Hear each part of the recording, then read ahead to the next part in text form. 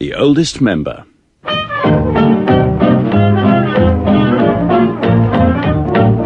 Listen to the tale of a stalwart male who lost his well-known nanny. Donald was his name and golf was the game that made him grey like his granny. Maurice Denham, as the oldest member, tells another tale by PG Wodehouse. Today, the awakening of Rollo Podmarsh. All he'd bruised were nothing else than dirty. In the locker room every night, he'd sing of his awful plight. Oh, the dirty little Bill. We are used to meeting the oldest member in mellow mood, but today, alas, he's irritated. It's 1935, and his golf club has joined the fashion for novelty. First, tennis courts sprouted behind the clubhouse, and now, horror of horrors, a bowling green has appeared. To the oldest member, it's like sighting a house of ill repute next to a cathedral. He shifts restlessly in his smoking room chair, trying to peruse his paper. But the weak-minded yappings of the bowlers outside are a constant intrusion, and worse is to come. A spotty young man with spectacles enters, carrying a glass of ginger ale, and, uninvited, takes the chair next to his. Ah, good stuff. Well, I must say that's capital exercise. What did you go around in? No, I wasn't golfing. I was playing bowls. Ah, a nauseous pursuit. Yeah, I don't know why you should say that. It's a splendid game. But no, I rank it with the juvenile pastime of marbles. Well, bowls was good enough for Drake. Well, as I haven't the pleasure of the acquaintance of your friend Drake, I cannot evaluate his views. The Drake. The Spanish Armada Drake. He was playing bowls on Plymouth Hoe when they told him the Armada was in sight. There's time to finish the game, he said. That's what Drake thought of bowls. Oh, had he been a golfer, he would have ignored the Armada altogether. Well, the Spanish would have won. Sussex would now be the Costa de Filippo. It was bowls that made Drake the man he was. Are there any examples of golf building a man's character? Oh, millions. But no doubt you've forgotten them all. Look, young man, you have asked for it.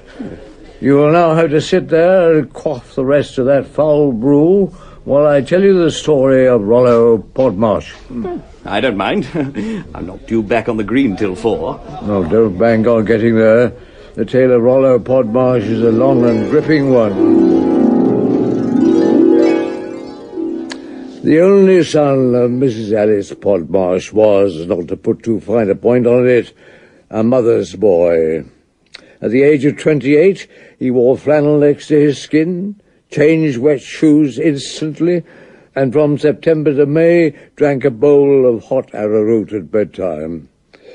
He was, of course, the apple of his mother's eye, and she never tired of expounding his virtues to any captive audience. A typical victim was Mary Kent, daughter of one of her friends. Mary had come to stay while her parents were abroad.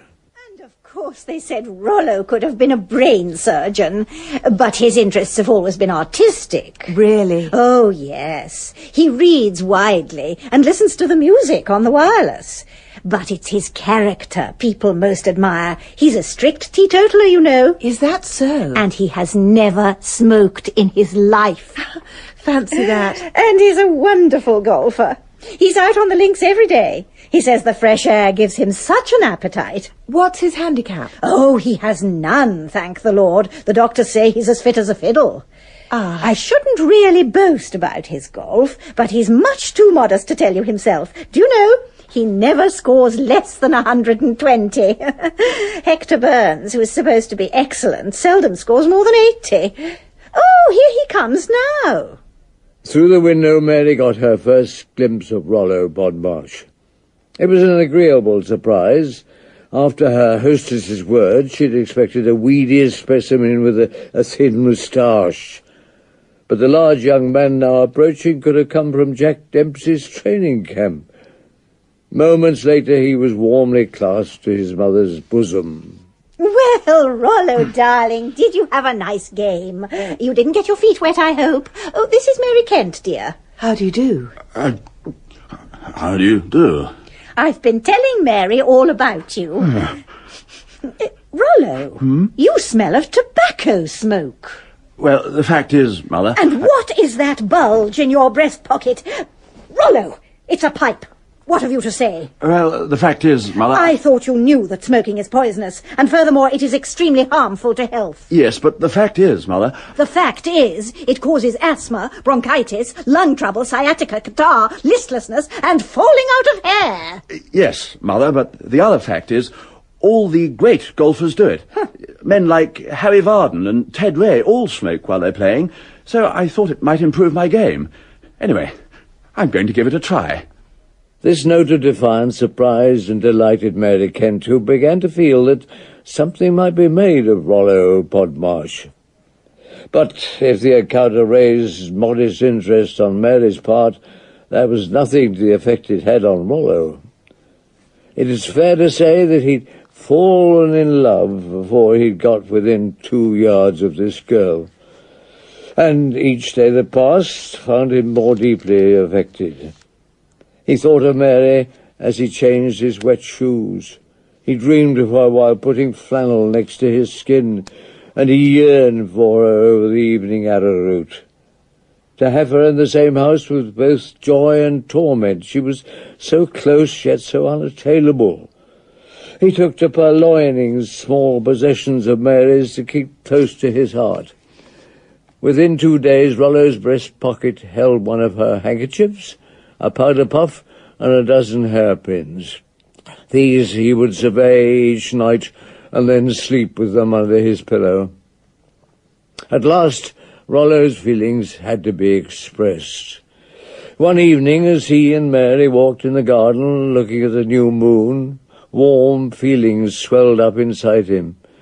Not entirely due to the woolen scarf his mother made him wear to protect his throat. He searched for an opening. My mother says the trouble with roses is they tend to get earwigs. Yes, and, talking of earwigs, Miss Kent, have you ever fallen in love? Yes, once, when I was 11, with a conjurer who performed at my party. He took a rabbit and 2 eggs from my hair, and life seemed wonderful. And never since then? Never. Suppose, just for the sake of argument, suppose you ever did love anyone, what sort of chap would it be? A hero. A hero? I could only love a really brave man. A man who'd done some great heroic deed. Oh. It's getting a little chilly. Shall we go in? Poor Rollo. The news could scarcely have been worse. He now saw his love as hopeless, and it hurt. You may recall Henley's words about the night that covers me black as the pit from pole to pole. They might have been written for Rollo at this time. His golf, never in the top department, now sank to the basement, and the next blow was predictable. Rollo lost his appetite. Traditionally a heavy eater, he now moaned feebly at the sight of a poached egg. You might suppose that her son's small intake would alarm Mrs. Podmarsh, but curiously it didn't. This was because the good lady had just read Dr. Ethel Bing's book, Don't Dig Your Grave with Your Teeth, which averred that we all eat too much and ought to stop it. Under the influence of this bleak tome, Mrs. Podmarsh actually welcomed the latest turn of events. Now then, Rollo, will you have the steak or a chop? Neither, thanks. I don't fancy meat tonight. Good, good. Avoid the fat and other toxic elements. Spare your blood pressure, eh? These potatoes are delicious. Do try some. No potatoes, thank you. Ah, you're steering clear of carbohydrates. Very wise. I expect you'll take a few rusks with the cheese course. I'll see if I can manage it. Now let this be an example to you, Letty. Your uncle has realized the folly of overindulgence. We're all far better off eating less, and I hope you'll follow suit.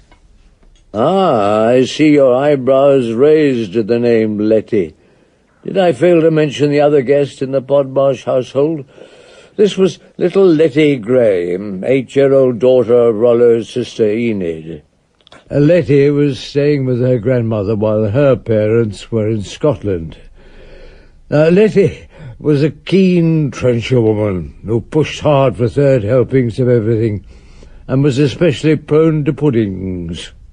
She was also a bright child and was not in any way affected by her granny's pleas to eat less, live longer.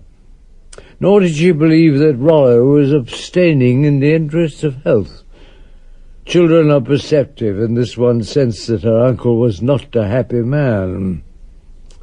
Next day she determined to find out why. She found him on a garden seat, his head in his hands. Hello, Uncle. Oh, hello, Letty. Aren't you feeling well? Actually, no. I'm far from well. It's old age, I expect. I feel old and battered. Ponto stopped eating when he got old. Ponto? Our dog. Oh, yeah. The man had to come and put him to sleep. Mummy said it was the kindest thing to do. Enjoy yourself while you're young, Letty. Right-ho, Uncle. When you get to my age, you realise it's a sad world. Fate gets you to the green in 4 and then makes you foozle a 2-foot putt. Life shows you what you want and says you can't have it. As flies to wanton boys are we to the gods. They kill us for their sport. Yes, Uncle.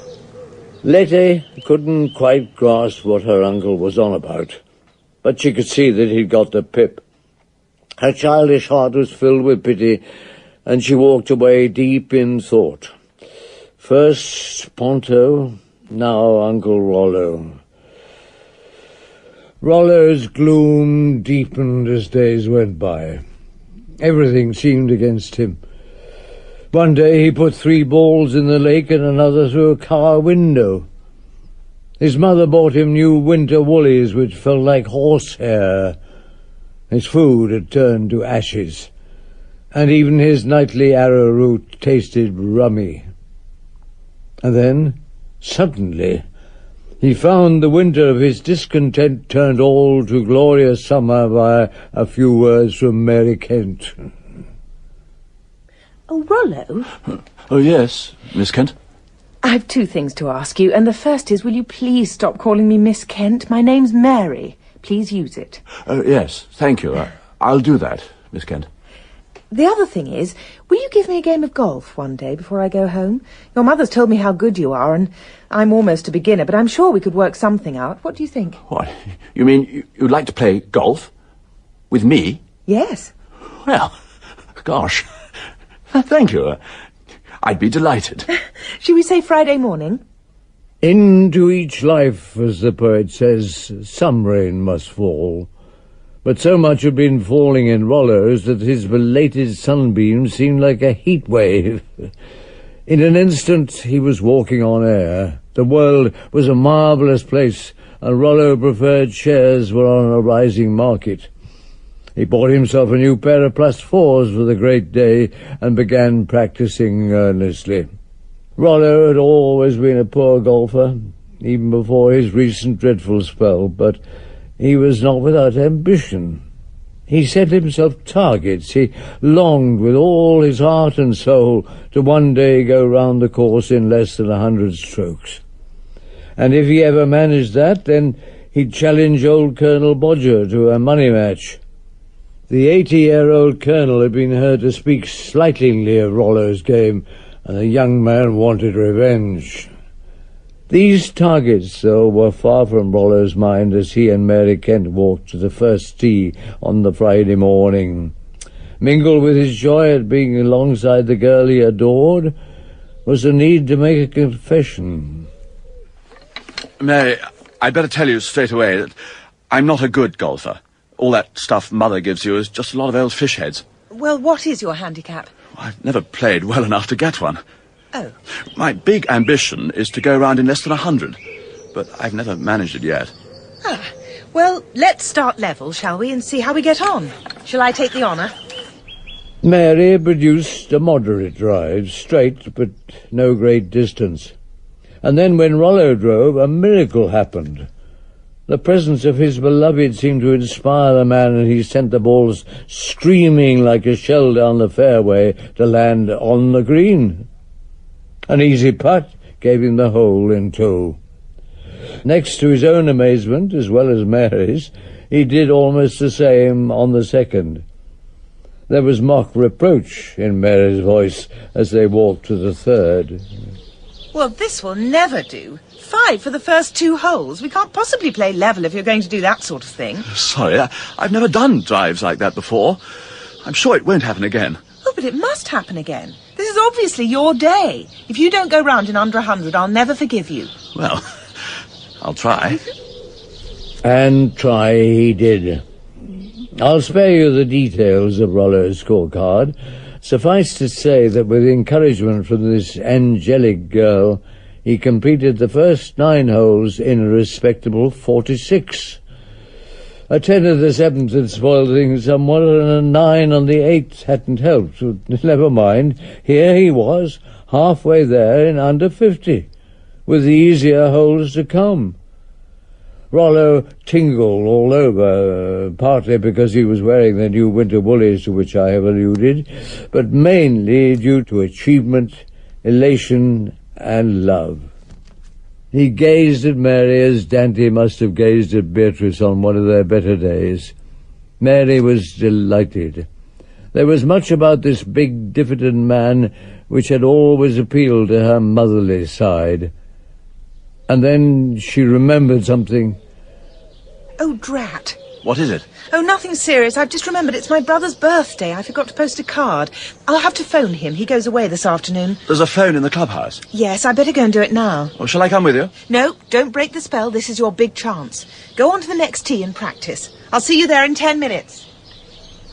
Thus, in the middle of his triumphal round, Rollo Podmarsh found himself alone on the 10th tee, taking practice swings and waiting for his partner to reappear.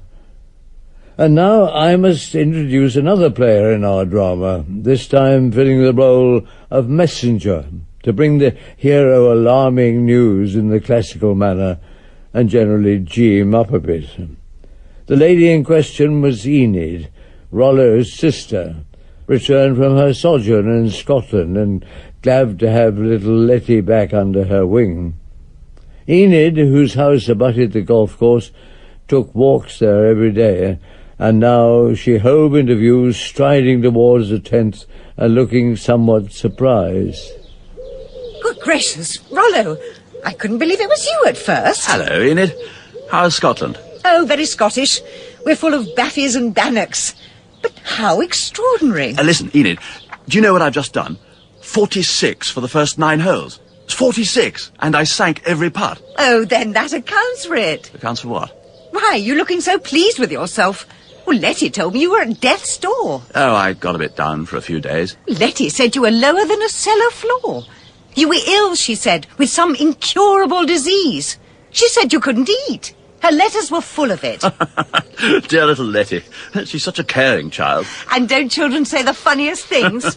She put a P.S. saying you were old and wretched, and she was going to put you out of your misery. We had to have poor Ponto put down last month, and I suppose she thought it was standard practice. Huh? Oh! Good Lord, what's wrong? My arrowroot! It tasted rummy. Every night since she spoke to me. Arrowroot? Rummy? Yeah, don't you see? She's done it. It was Letty. What is the matter, Rollo? Don't just stand there like a dying duck. But I am a dying duck. I mean, a dying man. That infernal child has poisoned me. Don't be ridiculous. And kindly don't speak of my daughter like that. No, I'm sorry. I shouldn't blame her, I suppose. I expect she meant well. Rollo, you're being absurd. The arrowroot tasted rummy. There's no doubt about it. I shouldn't have told you, but I thought you'd think it was quaint. I expected you to roar with laughter. Well, I did, till I remembered the rumminess of the arrowroot. Well, this is all nonsense, of course, but I'll go and check with Letty at once. If she did put something in your drink, which I doubt, it'll be nothing worse than sneezing powder. And with that, Enid Grey moved briskly off towards her house. Rollo Podmarsh remained on the 10th tee, a volcano of mixed emotions. He pulled out his pipe, thinking that smoking might clear his brain, but it wouldn't light, and he supposed that his breathing must be getting shallower. His terror was now blended with a sort of gentle melancholy. How sad, he thought, and how ironic that his life should be snatched away just as his golf was coming right. He began to compose his obituary for the club's annual report. A good club member, worked hard at his game, quiet sense of humour, and so on. And then a practical thought smote him. If he hurried to the doctor's, he might yet be saved. Every poison has its antidote, and the doctor would have one handy. Yes, she thought, there wasn't a moment to lose. He must get to Dr. Brown at once, before his strength ebbed away. He turned to go, and suddenly there was Mary Kent approaching with her bright, encouraging smile. Sorry I kept you so long. Fire away, and remember, you've got to do this 9 in under 54. Mary, the thing is, I ought to... Of course you ought to. If you can do the first 9 in 46, you can't take much more on the way home. There's a bit of a problem. I know the 10th there's a problem, but then you get 2 easy ones to follow. Get on with it, Rollo. You never have a better chance. And so, Rollo Podmarsh faced the great decision. Mary was right. He was unlikely ever to get halfway in 46 again. For years he'd yearned to break 100, and today he could do it if he persisted. But if he did persist, Letty's deadly poison would have that much longer to work. It came down to a choice, his golf or his life. You ask me if this great game had ever changed a man's character, and Rollo Podmarsh is the case I give you. For I have to say that when the supreme test came, Rollo, he who had for years protected his life and health with dry shoes and warm flannel, made the right decision. Dismissing thoughts of kindly Dr. Brown and his medicine chest, he stiffened his upper lip and sent a thundering drive soaring down towards the 10th green. If this were fiction, you would now hear how Rollo's skill matched his courage, and I'd be telling you how he burned up the course in a frenzy of 2s and 3s, but alas, life is not like that. In truth, Rollo struggled and sweated as he'd always done, taking a 10 at the 12th and a 9 at the 13th. His feet got soaked till a puddle, and his woolen underwear seemed infested with ants. He had strange feelings in his tummy, as with one who has supped with the Borgias. But he pressed on with grim determination and arrived at the 18th green with a total score of 96. Well, Rollo, you're almost there. Yes, I think I can do it now. You all right? You look awfully pale. I'll manage. Go steady. You can take 3 putts if you want to. No, I'll do this in 1. And that is what he did. Eschewing a careful approach shot, Rollo brought his putter down firmly, and the ball sped straight and true, hit the tin, and jumped high in the air, and then it fell into the hole with a rattle. He was round in 97. Congratulations, Rollo, you made it. Well done. Thanks. Thank you very much. Round in 97. This is the start of a new era. There'll be no stopping you now. There will, I'm afraid. I'm going to die rather soon. I've been poisoned, you see. You'll be able to... What? I've been poisoned. No one is to blame. It was done with the best intentions. But there it is. What do you mean, poisoned? Who poisoned you? Letty. She thought I was dying of some dreadful disease, so she decided to put me out of my misery. But how? Well, she's been putting poison in my arrowroot every night. I know because it's been tasting rummy. Arrowroot always tastes rummy. No, it normally tastes like warm blotting paper, never rummy. No, I'm afraid there's no doubt about it. Oh, Rollo, you knew all this, and yet you went out and got 97. It was what I had to do. You're a hero. Don't cry, Mary. I can't help it. And I've come out without a hanky. Oh, permit me. Here you are. Thanks. I wish I had a powder puff. Oh, here. Take this. And the breeze has caught your hair. Perhaps you'd like these. Oh, my hairpins. And this is my hanky. And my powder puff. What are they doing in your pocket? I'm afraid I took them from your dressing table. But why? So that I could keep them next to my heart. I love you, you see. Oh, Rollo. I wouldn't have presumed to say that before, but as I haven't long to live, I thought you ought to know. Oh, my darling. Mary.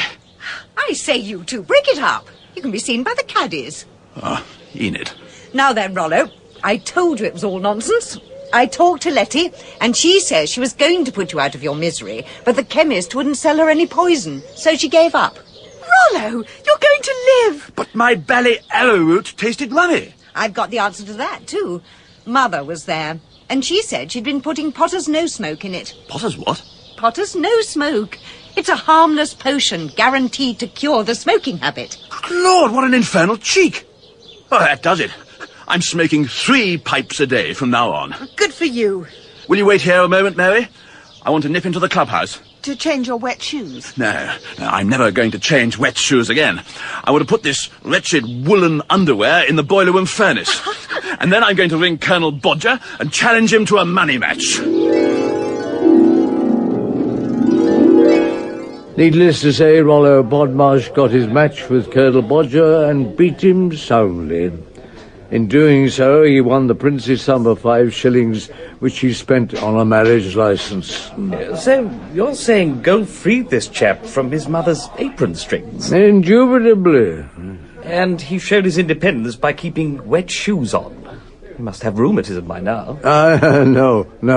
I happen to know that within months he was back to changing wet shoes again on the instruction of his wife Mary, who, I understand, keeps a very close watch on his welfare.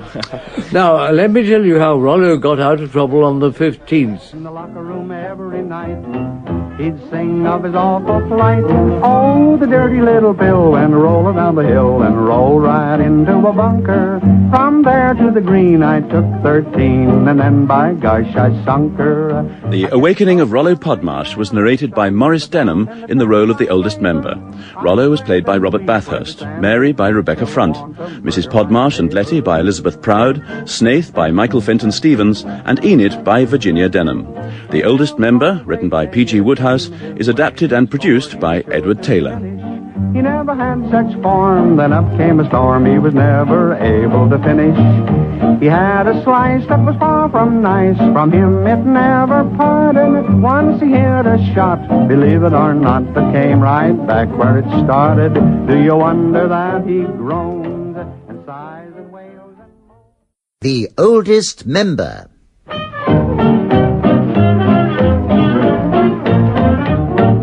Listen to the tale of a stalwart male who lost his well-known nanny. Donald was his name and golf was the game that made him grey like his granny. Maurice Denham, as the oldest member, tells another tale by PG Wodehouse. Today, Chester forgets himself. In the locker room every night, he'd sing of his awful plight. Oh, the dirty little Bill went rolling down the hill and rolled. The summer of 1934 is proving a fine one, and at the golf club this afternoon is notably warm. Butterflies loaf languidly in the sunshine, and birds pant in the dark recesses of the trees. The oldest member has sought the shade too, and is dozing in a deck chair under the canopy, dreaming of matches long ago. And then suddenly, his reverie is broken by a sharp crack as of splitting wood. The oldest member awakes and sees a foursome disintegrating at the 18th hole. Quite soon, one of them joins him. Hoskins, take a seat. You look all in. Oh, thanks, I am. Phew. No joke playing in this weather. Well, it has to be done. Now, how did you come out? Burns and I beat the vicar and Tom Blake. We won on the last green. What was that cracking sound I heard? That was the vicar smashing his putter. Poor chap.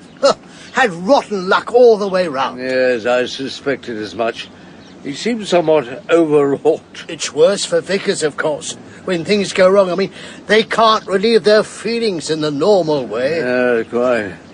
To use no oaths during a round must be equivalent to giving away 3 strokes. Oh, at least. The fact is, there are moments on a golf course when oaths are medically necessary. I recall a case where oath deprivation nearly ruined a young man's life. Have I told you the story of Chester Meredith? Yes, I think so. Then I will. You won't mind if I close my eyes? Chester Meredith was a fine golfer and a forthright young man, always ready to call a spade a blasted shovel. He was especially vocal on the subject of the wrecking crew. Now, the wrecking crew, you'll recall, were a quartet of duffers who infested the club 10 years ago. Retired businessmen who'd taken up golf on doctor's orders. They took hours at each hole and were loath to stand aside and let faster players through. Serious golfers found themselves marooned in mid-round, and this had just happened to Chester Meredith. It's a damned scandal. We had to beggar about for hours on end while those human misfits scratched to the turf like a pack of blasted hens. Come, old chap, a little tolerance. They are latecomers to our game. They are direct descendants of the Gadarene swine. Every day I expect them to rush downhill into the lake. And I damn well wish they would. I mean, all the infernal, blistering, godforsaken bastards. Dear boy. Pardon? There's a lady present. Out of the corner of my eye, I'd seen a girl. Meredith looked round and saw her too, and as he did so, his jaw dropped open. She was, in modern parlance, a stunner, and Meredith's face wore an expression I hadn't seen since he sank a 20-yard putt to win the President's Cup. It was a look of ecstasy and awe. Who is that? I understand her name is Felicia Blakeney. She's staying with the Watsons. I gather she was at school with Jane Watson. She's 23, has a dog named Scamp, dances well and dislikes parsnips. Her father's a professor. Her mother is Wilmot Royce, the well-known novelist, whose last book, Stewards of the Soul, were condemned by the Purity League. Her brother Crispin is in India doing research. She arrived only yesterday, so that's all I know about her as yet. My God, if her family's like that, what chance is there for a roughneck like me? Oh, every chance. Oh, the love of a good man who's done this course in 70 is not to be despised. Yes, but hang on. Did you say her brother's name was Crispin? Oh, so I understand. Crispin Blakeney. I was at school with him. Oh, my God, what rotten luck. Oh, that's good luck, surely. Knowing her brother should get you launched. Yeah, but the point is, we loathed each other. The blighter's a pain in the neck. I kicked him every day, on principle. Well, you needn't tell her that. Oh, gosh, do you mean I could pretend we were pals? Oh, why not? As he's in India, he could hardly contradict you. By Jove, I'll do it, yes. Tell her about the old days, when we were lads together. Precisely. Get me off to a good start. Like a long drive off the first tee. Quite. Would you like me to introduce you? You bet. This is the girl I've been waiting for. One of the privileges of age is that it lets a man thrust his society on a pretty girl without risk or rebuke. I'd met Miss Blakeney with my friends the Watsons, so when she left the ladies' lounge, I accosted her and asked her how she was enjoying her visit. I then indicated young Meredith, who was standing there like a dog who's heard talk of a bone. May I introduce my young friend, Chester Meredith? Chester, this is Felicia Blakeney. How do you do? How do you do? Chester was at school with your brother. You were great friends, were you not? Bosom. Yeah. Oh, really? He's in India now? Yes. Great chap. He's working on a book? Always been my best pal. Oh, yes. And the meeting was not blossoming as I'd hoped.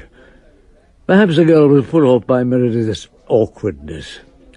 Love at first sight does strange things to a man, and in Meredith's case it's made him stiff and formal.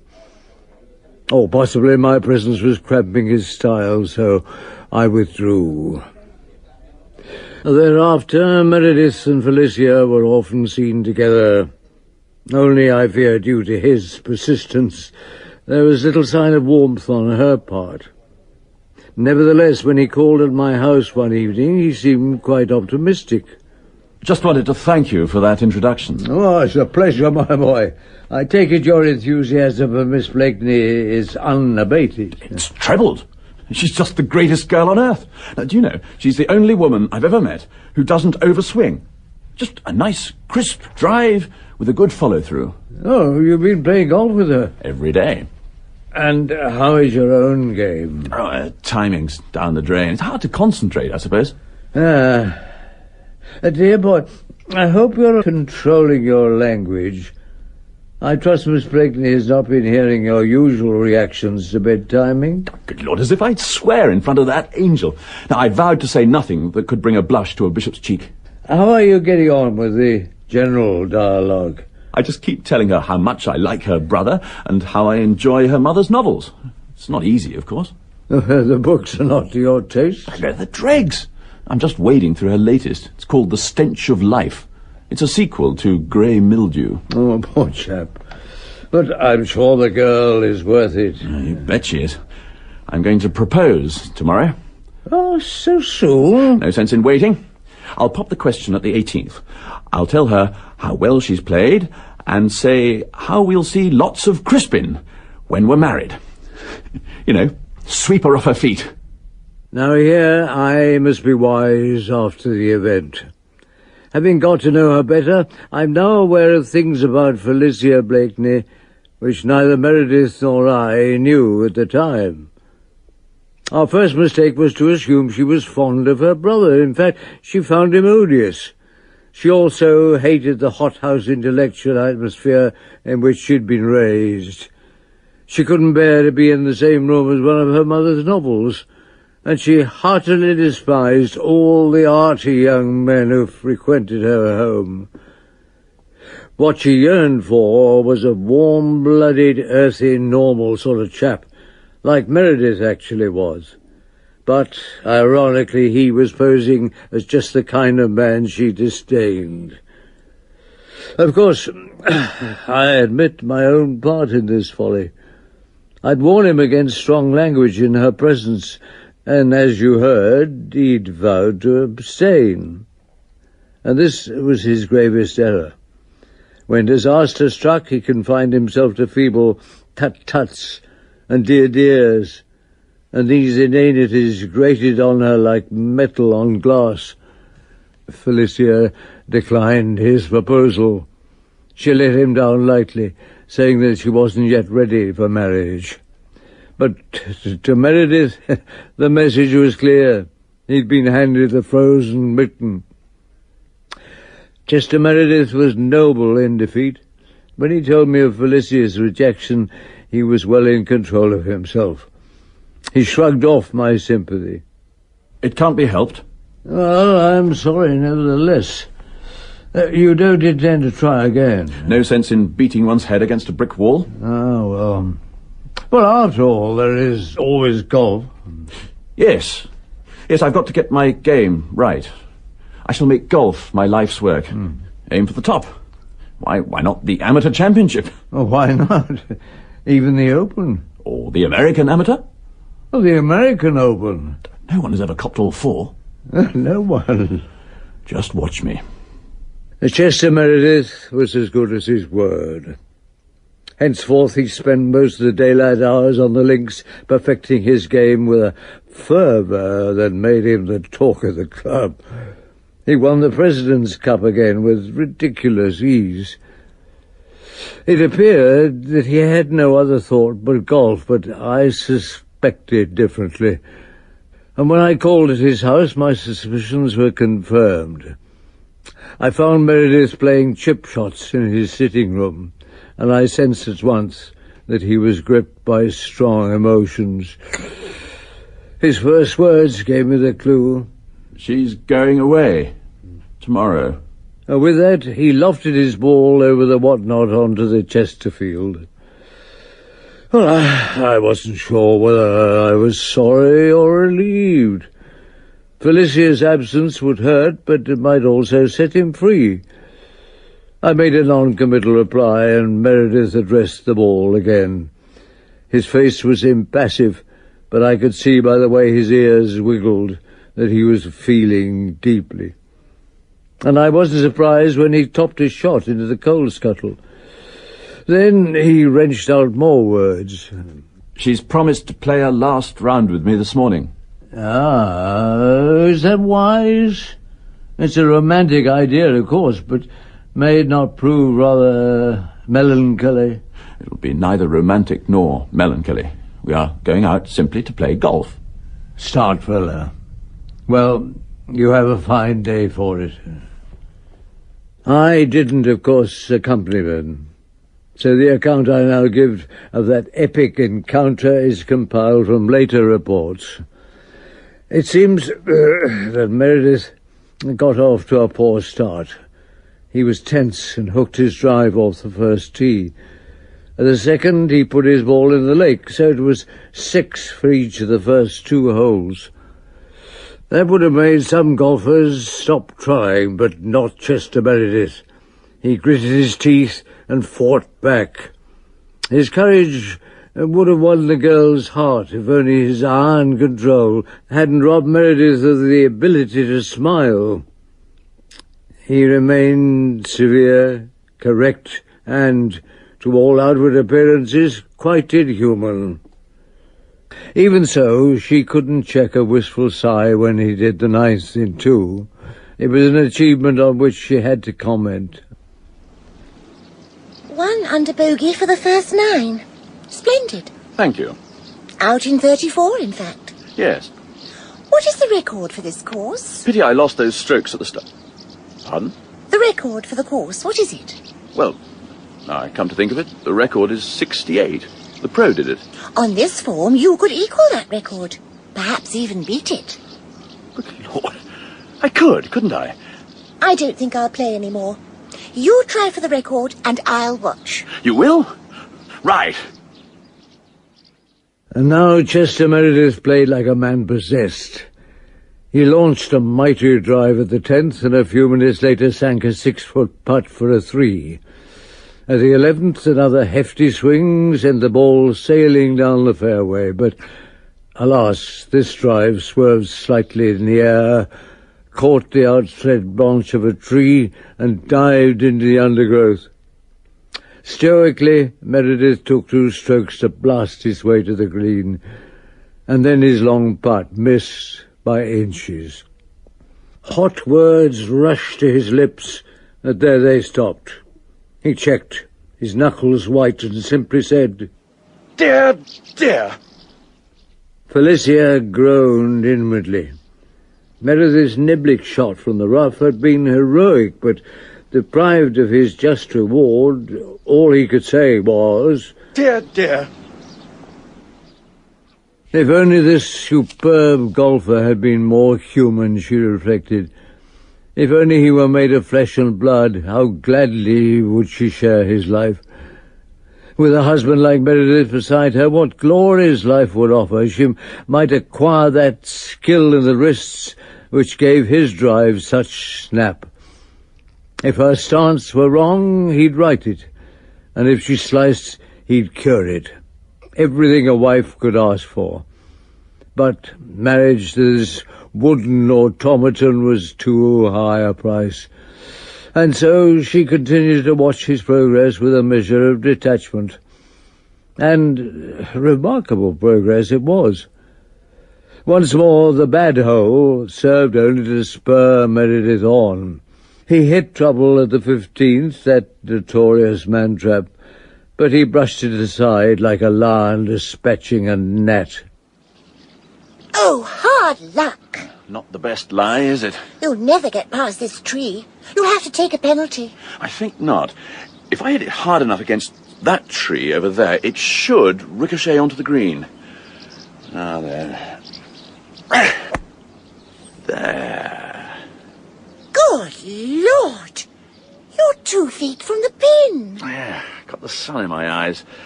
Never mind, it'll go in from there. And so to the finale. Chester Meredith started the 18th, needing only a 4 to achieve his goal. And a 4, in my view, is not hard to achieve at our last hole. As Meredith reached the tee, he must have felt that the record was in his pocket. But a hideous shock awaited him. My God, the wrecking crew! Pardon? I'm sorry, I mean, great Scott, the wrecking crew. The wrecking crew? Oh, you mean that bunch who hold everyone up? Yes, 4 of them. They take an hour on each hole and won't let other players through. Some members get quite heated about it. Well, I don't blame them. Look, they seem to be everywhere. Felicia spoke no more than the truth. The dotards were oozing slowly down the middle of the fairway, accompanied by their caddies and other camp followers. One old fool with a mauve cap was doddering about in the rough, and others debauched to left and right. The course was crawling with them. Meredith sat on a bench with a sigh. There was nothing to do but wait, and wait he did, with anger and frustration boiling inside him.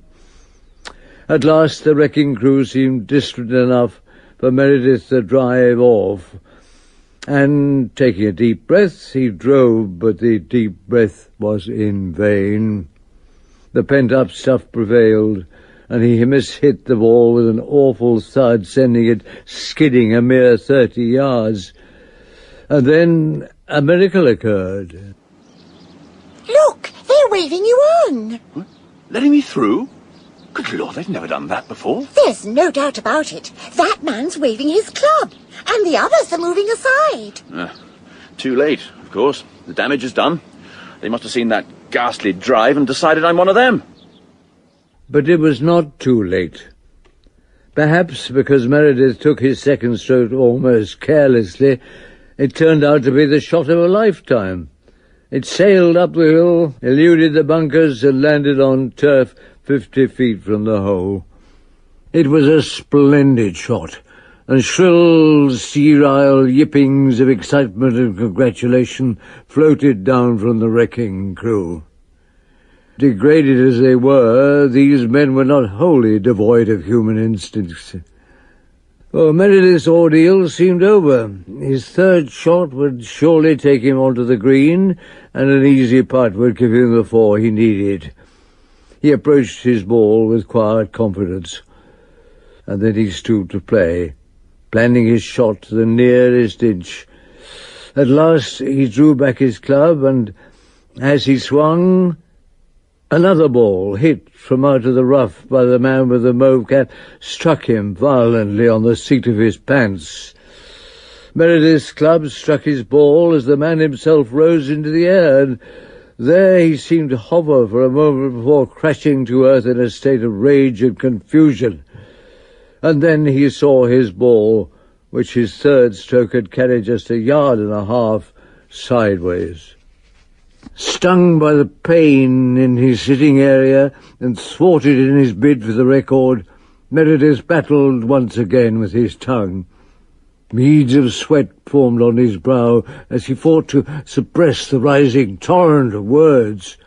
But this time the battle was lost. With his soul seething like a cistern struck by lightning, he spoke. Damn and blast! Blast and what the hell's the idea? What bloody idiot hit that bloody ball just without playing? I shall draw a veil over the rest of Meredith's remarks. Suffice it to say that all the oaths trapped in his bosom for so many weary weeks now poured out in a flood. He questioned the parentage not only of the striker of the rogue ball, but of the striker's parents and all his friends. He used theological terms to which he attached no doctrinal significance. He cursed the golf club and all its inhabitants, yea, even unto the smallest caddy. Strong men blenched and covered their ears, Mothers on the high road a quarter of a mile away gathered their children and hurried home. And only one reaction varied from the general horror. It was that of Felicia Blakeney, who stood staring at Meredith with the look of one who sees visions. A great wave of emotion flooded over the girl. How she'd misjudged this magnificent man. As Meredith's flow of invective finally dried up, she moved to his side. Oh, Mr. Meredith. Miss Blakeney, I beg your pardon. Please forgive me. I should not have spoken like that. You should! You should! You should have said all that and more. And you had the words that were needed. Bit upset, that's all. Oh, why am I such a poor, weak woman with practically no vocabulary that's any use for anything? Oh, surely not. To think how I misjudged you. I thought you cold and formal. I thought you had no feelings. I hated the way you didn't seem to care when things went wrong. I see it all now. You were keeping it in for my sake. Can you ever forgive me? My gosh. Do you mean... do you think... honestly, has this made a difference? Is there any chance for a fellow, I mean? Yes! Oh, yes! Oh, well, look here. No kidding. Will you marry me after all? I will. I will. Darling. Meredith would have said more, but the wrecking crew panted up, full of apologies. And Chester Meredith thought he'd never seen a nicer, cheerier, pleasanter lot of fellows in his life, and he waved aside expressions of remorse from the man with the mauve cap. Don't mention it. Not at all, no. Faults on both sides. But, my dear fellow, it was unforgivable, spoiling your shot like that. Could happen to anyone. May I introduce my fiancée? Miss Blakeney. But honestly, old chap, I never dreamed I could hit the ball that far. Never done it before. Lucky you weren't playing an important match. But he was. He was all set to break the course record, and now he can't do it. Good Lord, I'd no idea. What do you mean, can't do it? I've one more shot, haven't I? Just stand aside, please. 4! And the inspired Chester Meredith took a casual swing with his niblick. The ball flew to the green, landed a foot from the hole, and rolled inexorably into it. He had lowered the record by one stroke. There remained, of course, a matter to be resolved as the young couple approached their nuptials. Felicia broached the subject one evening as they strolled by the river. She knew that what she had to say would hurt her betrothed, but it was something they had to face.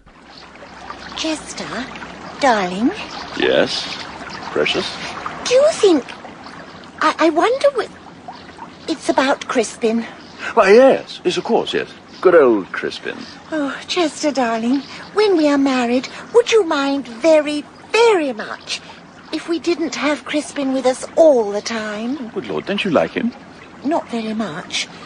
Well, not at all, actually. Oh, gosh. The fact is, I've rather disliked him ever since we were children, but I know what a friend he is of yours. A friend of mine? I can't stand the blighter. I loathe him. I only pretended we were friends because I thought it would put me in solid with you. The man's a pest and should have been strangled at birth. They wouldn't let me. At school, I used to kick your brother every day. Oh, Chester, I do love you so. If Crispin sets foot on our threshold, I'll set the dog on him. Then, darling, I know we'll be very happy. Now, tell me more about how you used to kick Crispin at school.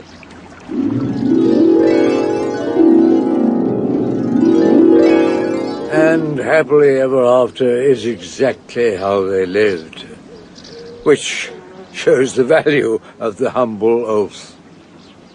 Fascinating story, eh, Hoskins? I knew you'd enjoy it. And now I hope you'll excuse me if I take a little nap. I think it's the warmth, you know. In the locker room every night, he'd sing of his awful flight. Oh, the dirty little Bill went rolling down the hill and rolled right into a bunker. From there to the green I took 13, and then by gosh I sunk her. I get no fun in the Chester Forgets Himself was narrated by Maurice Denham in the role of the oldest member. Chester was played by Robert Bathurst, Felicia by Sally Grace, Horton by James Taylor, and Hoskins by Alan Thompson. The oldest member, written by PG Wodehouse, is adapted and produced by Edward Taylor. He had a slice that was far from nice. From him it never parted. Once he hit a shot, believe it or not, that came right back where it started. Do you wonder that he groans and sighs and wails and moans? Oh, the dirty little Bill went rolling down the hill and rolled right into the water. The reason it would seem was I lifted up my beam and I know that I shouldn't oughter. Then I hit a shot that I liked a lot, but it sailed right into the marshes, and I wished right then, like a lot of other men, that I had worn my galoshes.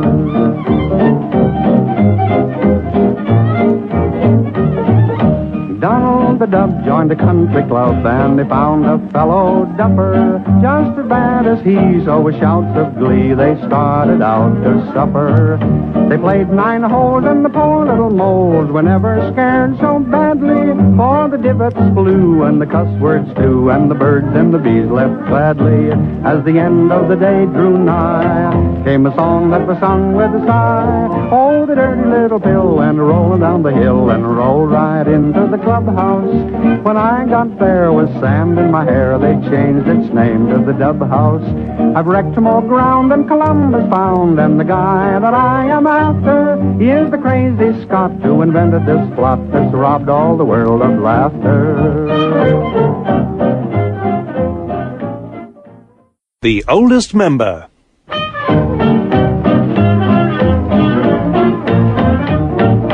Listen to the tale of a stalwart male who lost his well-known nanny.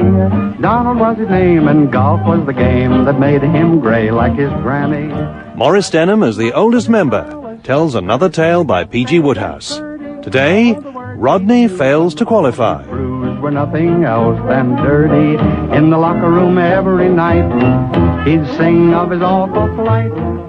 The oldest member is in mellow mood. In his favourite chair in the smoking room, he savours a post-lunch cigar and awaits your arrival. Ah, he spotted you. Sit down, sit down. I've got a bottle of claret open. Will you join me? Splendid.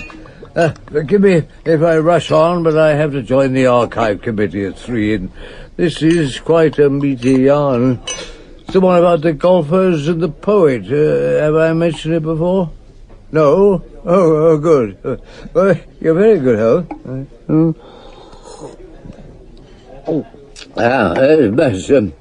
That's quite a sturdy little wine.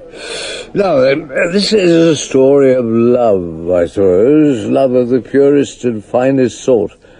The love of golf.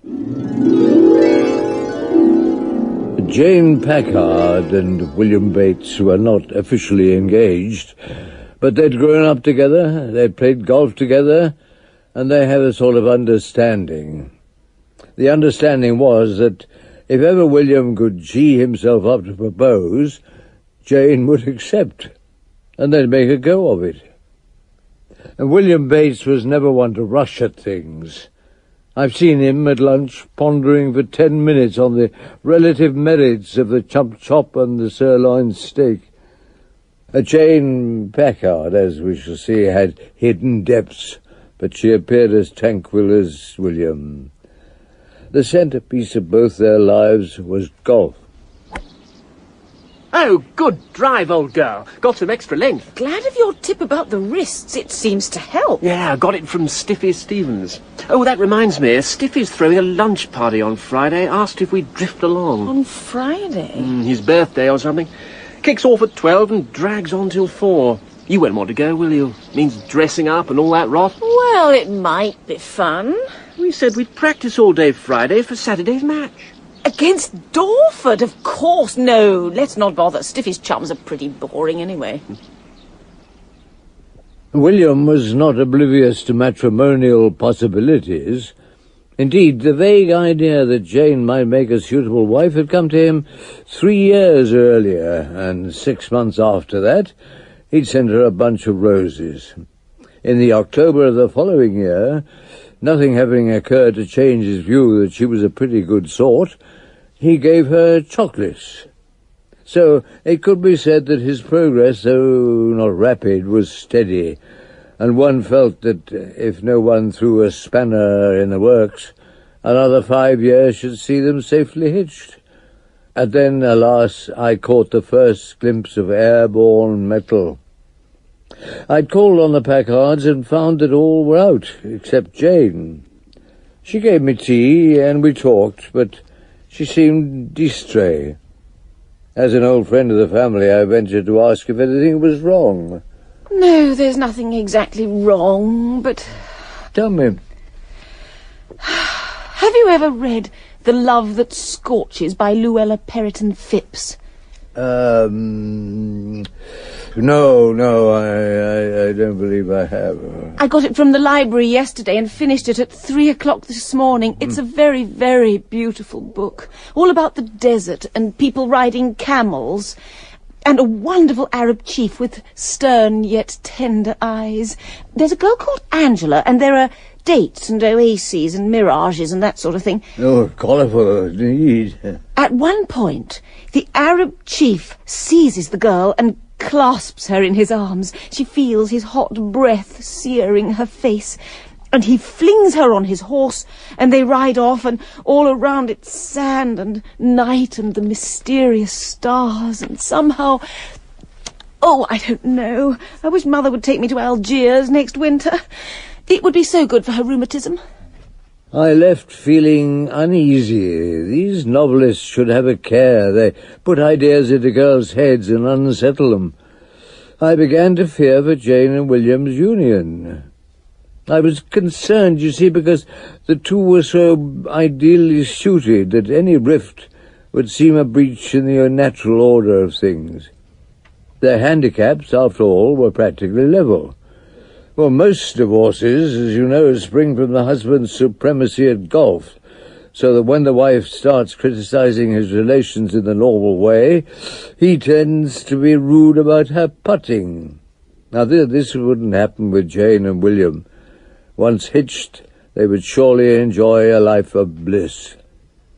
I felt urgent action was needed and hurried to William's house, where I found him practicing chip shots into the coal scuttle. Hold on a mo. Ha!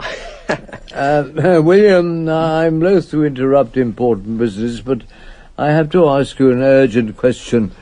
Do you love Jane Packard? Who, me? Yes, of course you. Jane Packard? Jane Packard. Do I love Jane Packard? Well, yes. I suppose I do. Oh, good. Quite a lot, actually. Oh, capital. Then my advice to you, dear boy, is to tell her so, and soon. Tell her so. Now, that's a brainy scheme. You mean it would kind of settle things and all that? Precisely. Well, I'm off to Squashy Hollow tomorrow for the tournament, but I'll be back on Wednesday. Suppose I take her out then and propose? Oh, that's splendid.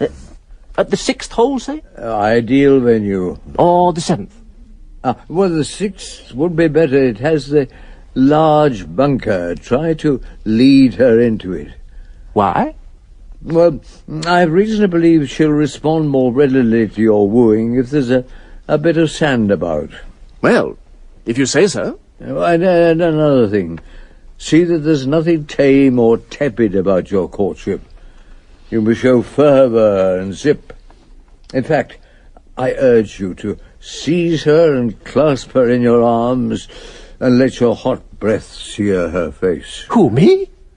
Yes, believe me, it'll have a most salutary effect. But I say, hot breath, I mean. Dash it all, you know. What? It's what she would wish. Seize her? Exactly. Clasp her in my arms? Just so. Well, you know, I suppose. All right, I'll have a stab at it. Ah, excellent. Go to it, lad, and heaven speed your wooing. In all human schemes, and it's this that undoes the subtlest strategists, there's always the chance of the unknown factor lurking behind the door with a piece of lead piping in his hand. And I felt his presence on the Wednesday as I strolled to the first tee to wish William well for his fateful round.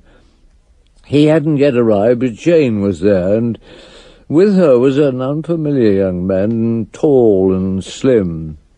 He was talking to her in a musical undertone, and she hung on his every word. Her lovely eyes were fixed on his face, and her lips were slightly parted, and she didn't notice my arrival till I spoke. William not here yet? William, isn't he? No, not yet. I don't suppose he'll be long. May I introduce Mr. Spelvin? He's staying with the Wyndhams, and he's going to walk round with us. Oh, how do you do?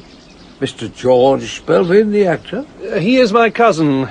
I am Rodney Spelvin, the poet. He writes the most beautiful poems. He's just recited one for me. Oh, that little thing. A mere morceau, juvenilia. It was sublime. Ah, you have a musical soul, Miss Packard. Would there were more like you. We bards have much to bear in this coarse world. Oh, yeah. Only last week, an oafish editor asked the meaning of my piece, Wine of Desire. The meaning, indeed. I gave him answer. 'Twas a sonnet, not a mining prospectus. Serve him right, if you'd biffed him on the conch. Then I spied William some 30 yards away talking to Fruity French. And as I went to join them, he detached himself and hailed me. I say, who's that strange-looking cove with Jane? Oh, that's Mr. Spelvin, a guest to the Wyndhams. Looks a bit of a gall helpers.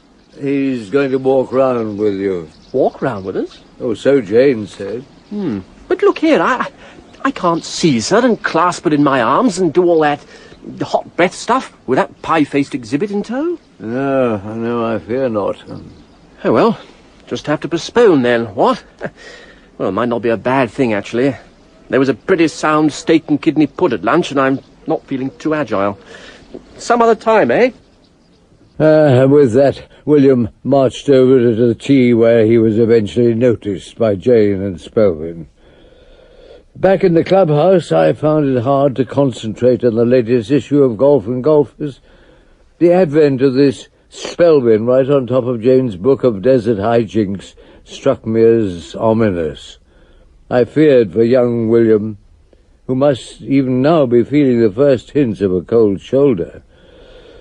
2 hours later, he appeared, looking flushed. Played the game of my life. Slight wobble at the end, but you can chalk me up at 83. William.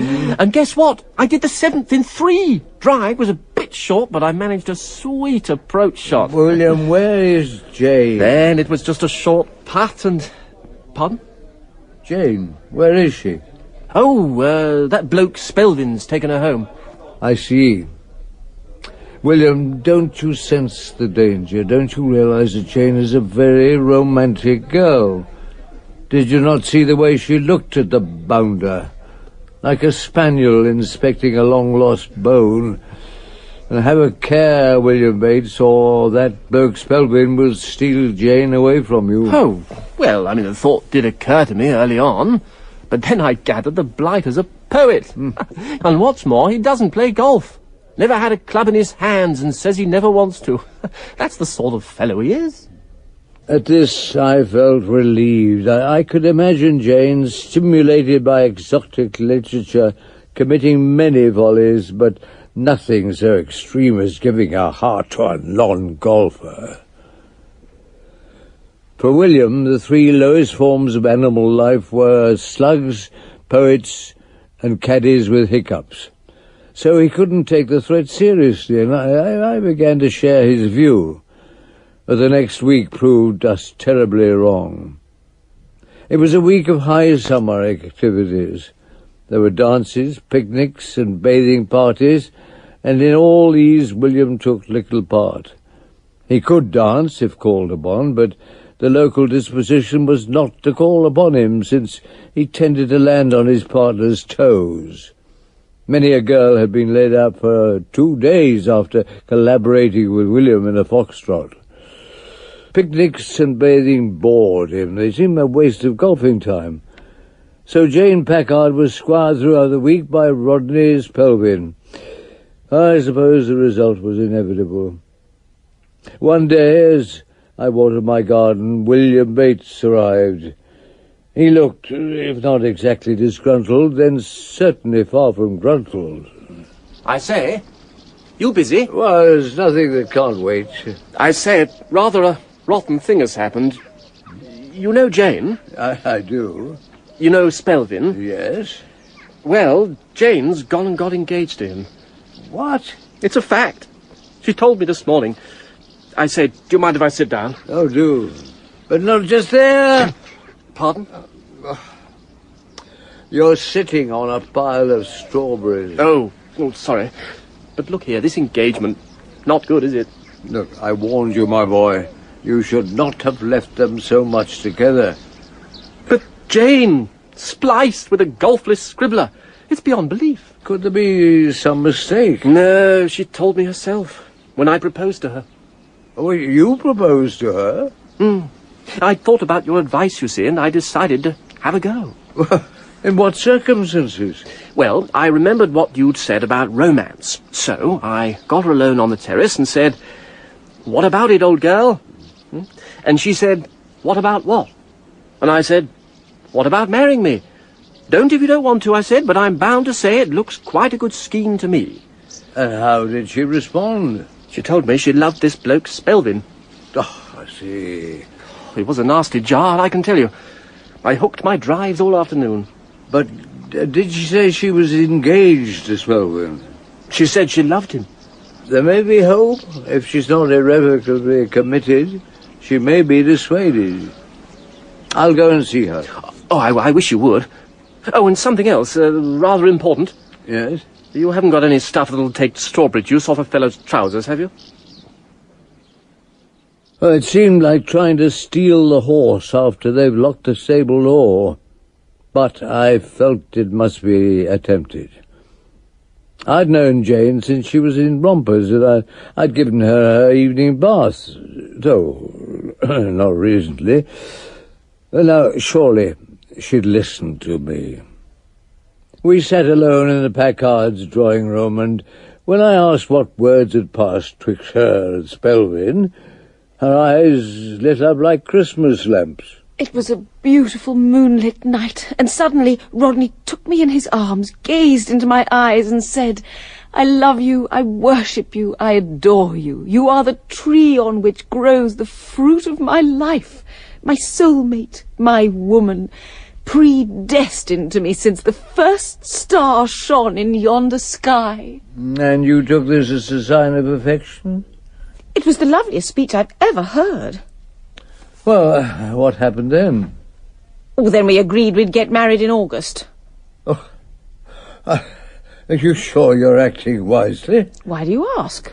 Well, you are aware, aren't you, that whatever his merits, and I'm sure they're legion, Mr. Spelvin does not play golf. I know, but he's very broad-minded about it. Broad-minded? Yes, he doesn't mind me playing. He says he likes my little hobbies. Well, so be it. I had hoped, of course. Yes, never mind that.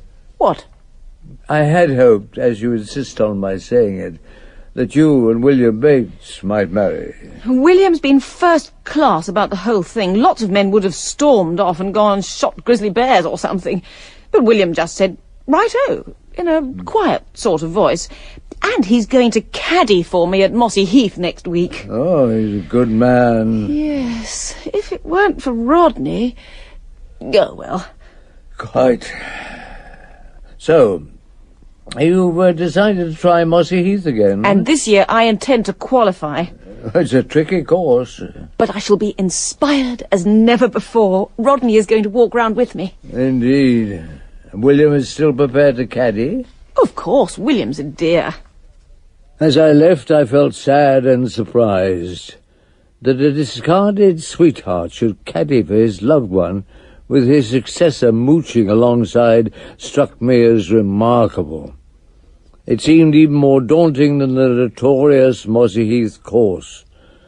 Mossy Heath is, as you know, the biggest women's event in southern England. Women play with partners, but not in direct competition. It's their own scores which decide who qualifies.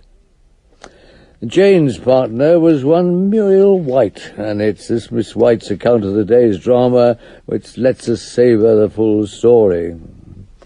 It was a steady start. We halved the first 3 holes.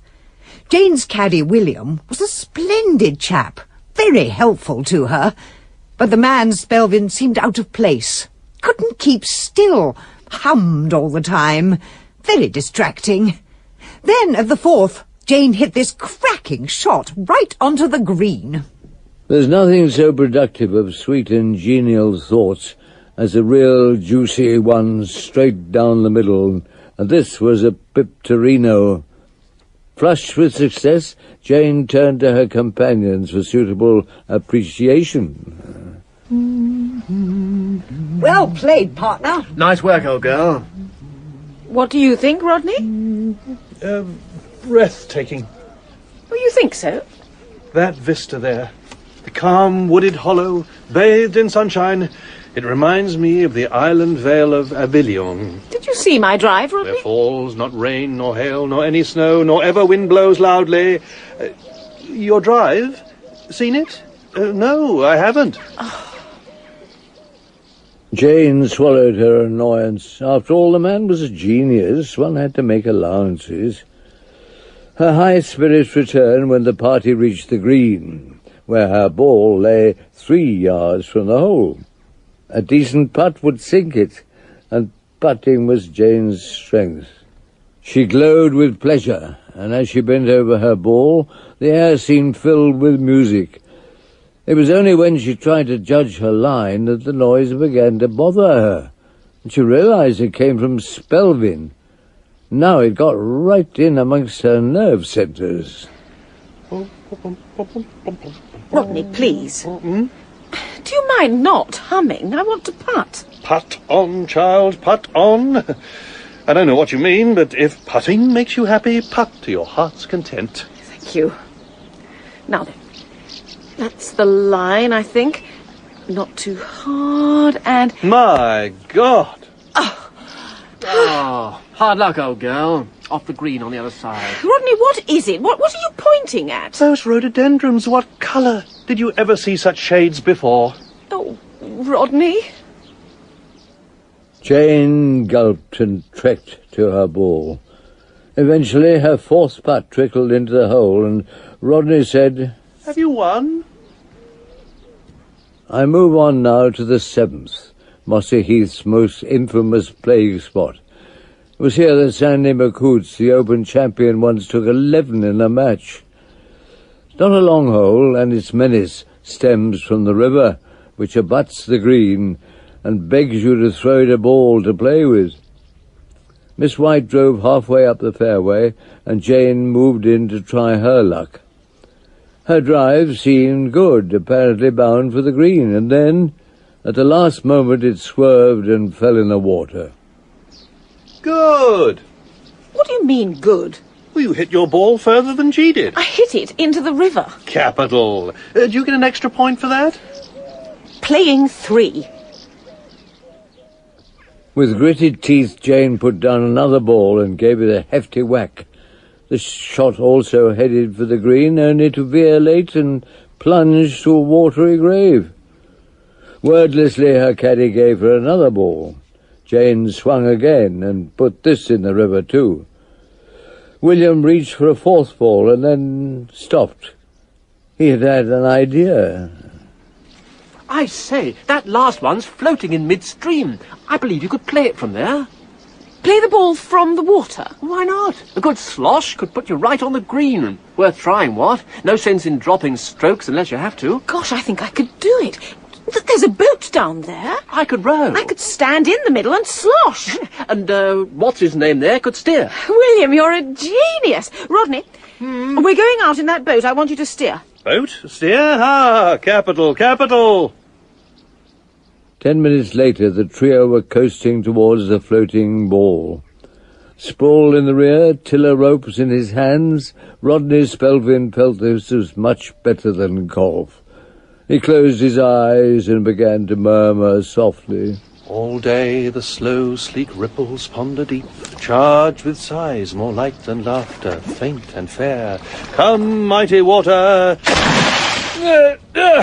Hey, what's happening? I had a whack at the ball and missed. It was a practice swing. Well, don't do it again, will you? I got drenched. Of course I'll do it again. That's why we're here. Bar she blows. Take us forward a bit. Right. Just a minute. Oh, you've done it again. Stop it at once. I do wish you wouldn't talk just as I'm swinging. You've made me miss again. Here we are. She's alongside again. Right. I'll have her this time. I'm wet through. This new cravat's ruined. Rodney, what are you fussing about? If you don't want to watch one play golf, why do you offer to walk round with one? Where's the ball, William? Starboard, amidships. Right, hold her steady. Awaiting her turn, Muriel White sat on the bank watching the sport. The man, Spelvin, was standing up in the stern like an absolute ass, sopping wet and waving his arms about. Jane was up the sharp end, beating the water with a niblick. I was just asking myself if the niblick was the right club for the job, when it all went wrong. One of Spelvin's gestures coincided with one of Jane's swings. The boat's centre of gravity must have shifted. The thing capsized, and the whole bunch went into the water. Miss White was not alarmed, for she knew the water was just 3 feet deep. She wondered idly which club Jane would use in her new situation. But in fact, clubs seemed in short supply. It's all right. We're in our depth. But where's my bag? My bag of clubs? Oh, must have sunk, old girl. Be on the bottom somewhere. Rodney? My clubs are on the bottom somewhere. Dive under and find them, will you? You may need to swim around a bit. I certainly will not dive under. Damn your golf clubs. And damn golf. I'm going home. Rodney Spelvin had drawn himself up to his full height. Not easy, for it was muddy where he stood. Now he trudged towards the shore, tripping from time to time and vanishing beneath the surface. At last he hauled himself onto the bank, stood briefly silhouetted against the summer sky, and then was gone. Offshore, William had retrieved Jane's clubs from the murky depths, and Jane was revising her views. What a wet! If a little thing like this makes him rude and horrid, heaven knows how he'd be in a crisis. It wouldn't be safe to marry a man like that. I say, does that mean the engagement's off? You bet it does. I never want to see that wretch again. Well, I say, in that case, old girl, what about you and me? Oh, William, I love you. Good. That's settled then. Now, how are we going to get you onto the green from here? A wedge, perhaps? Ironic that William's proposal, for which I'd urged a sandy setting, should succeed in 3 feet of water. But that's the glorious uncertainty of golf. Oh, good Lord, it's at the time I'm late for the committee. What's that? Some wine left in the bottle? Oh, don't worry, I'll take it with me. Thanks for dropping in. In the locker room every night, he'd sing of his awful plight. Oh, the dirty little Bill went rolling down the hill and rolled right into a bunker. From there to the green I took 13, and then by gosh I sunk her. Rodney Fails to Qualify was narrated by Maurice Denham in the role of the oldest member. Jane was played by Sue Holderness, William by Julian Dutton, Rodney by John Glover, and Muriel White by Virginia Denham. The Oldest Member, written by PG Wodehouse, is adapted and produced by Edward Taylor. Day that came his way, his score he was sure to diminish. He never had such form, then up came a storm he was never able to finish. He had a slice that was far from nice, from him it never parted. Once he hit a shot, believe it or not, that came right back where it started. Do you wonder that he groans and sighs and wails and moans? Oh, the dirty little pill went rolling down the hill and rolled right into the water. The reason it would seem was I lifted up my beam when I know that I shouldn't oughter. Then I hit a shot that I liked a lot, but it sailed right into the marshes, and I wished right then, like a lot of other men, that I had worn my galoshes.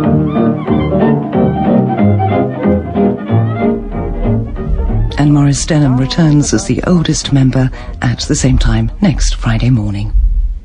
The oldest member.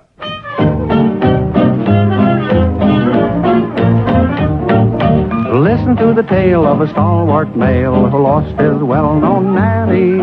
Donald was his name and golf was the game that made him grey like his granny. Maurice Denham, as the oldest member, tells another tale by PG Wodehouse. Today, the purification of Rodney Spelvin. And dirty in the locker room every night. He'd sing of his awful plight. Oh, the dirty little bill went rolling down. In golf, as elsewhere, age has its privileges. On a dismal winter's day, players are out on the links, toiling against the wind and rain. But in the cosy warmth of the clubhouse, the oldest member relaxes in his usual chair by the fireside. Ah, he's seen you. He's moving his copy of Golfing Matters from the next armchair. Ah, there you are. Sit down. I kept this sheet for you. Glad you're here again. I've a bit more to tell you about that couple I mentioned the other day. The two golfers got mixed up with the poet, remember? Jane Packard and William Bates, or Jane and William Bates as they became, once they'd seen him off. Jane, you'll recall, had a romantic streak. And before she did the right thing and wed her golfing partner, she had a fling with that bounder Rodney Spelvin. Well, luckily, he fell by the wayside, and she and William settled down to a life of married bliss, playing golf all day and talking golf all evening. Rodney Spelvin was forgotten, apart from some reminders on the wireless when a new Spelvin verse play was broadcast or a new Spelvin book reviewed.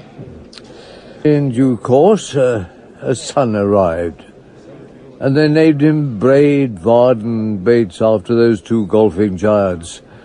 And it was this innocent child who unwittingly triggered the drama I'm about to unfold. Unlike so many sloppy modern parents, Jane and William were resolved to bring up their son on strict lines. He must be shown what's good in life, what's important. He must learn to do what's right. To this end, when Braid was 6, they invited William's younger sister Abigail to stay. Abigail, you see, had actually reached the semi-final of the Ladies' Open. She was not just a fine golfer, but also a natural teacher. After Braid's first lesson, William took him to practice putting, while Jane and Abigail had tea together at home. Jane was fond of Abigail. She saw her as the little sister she herself had always longed for.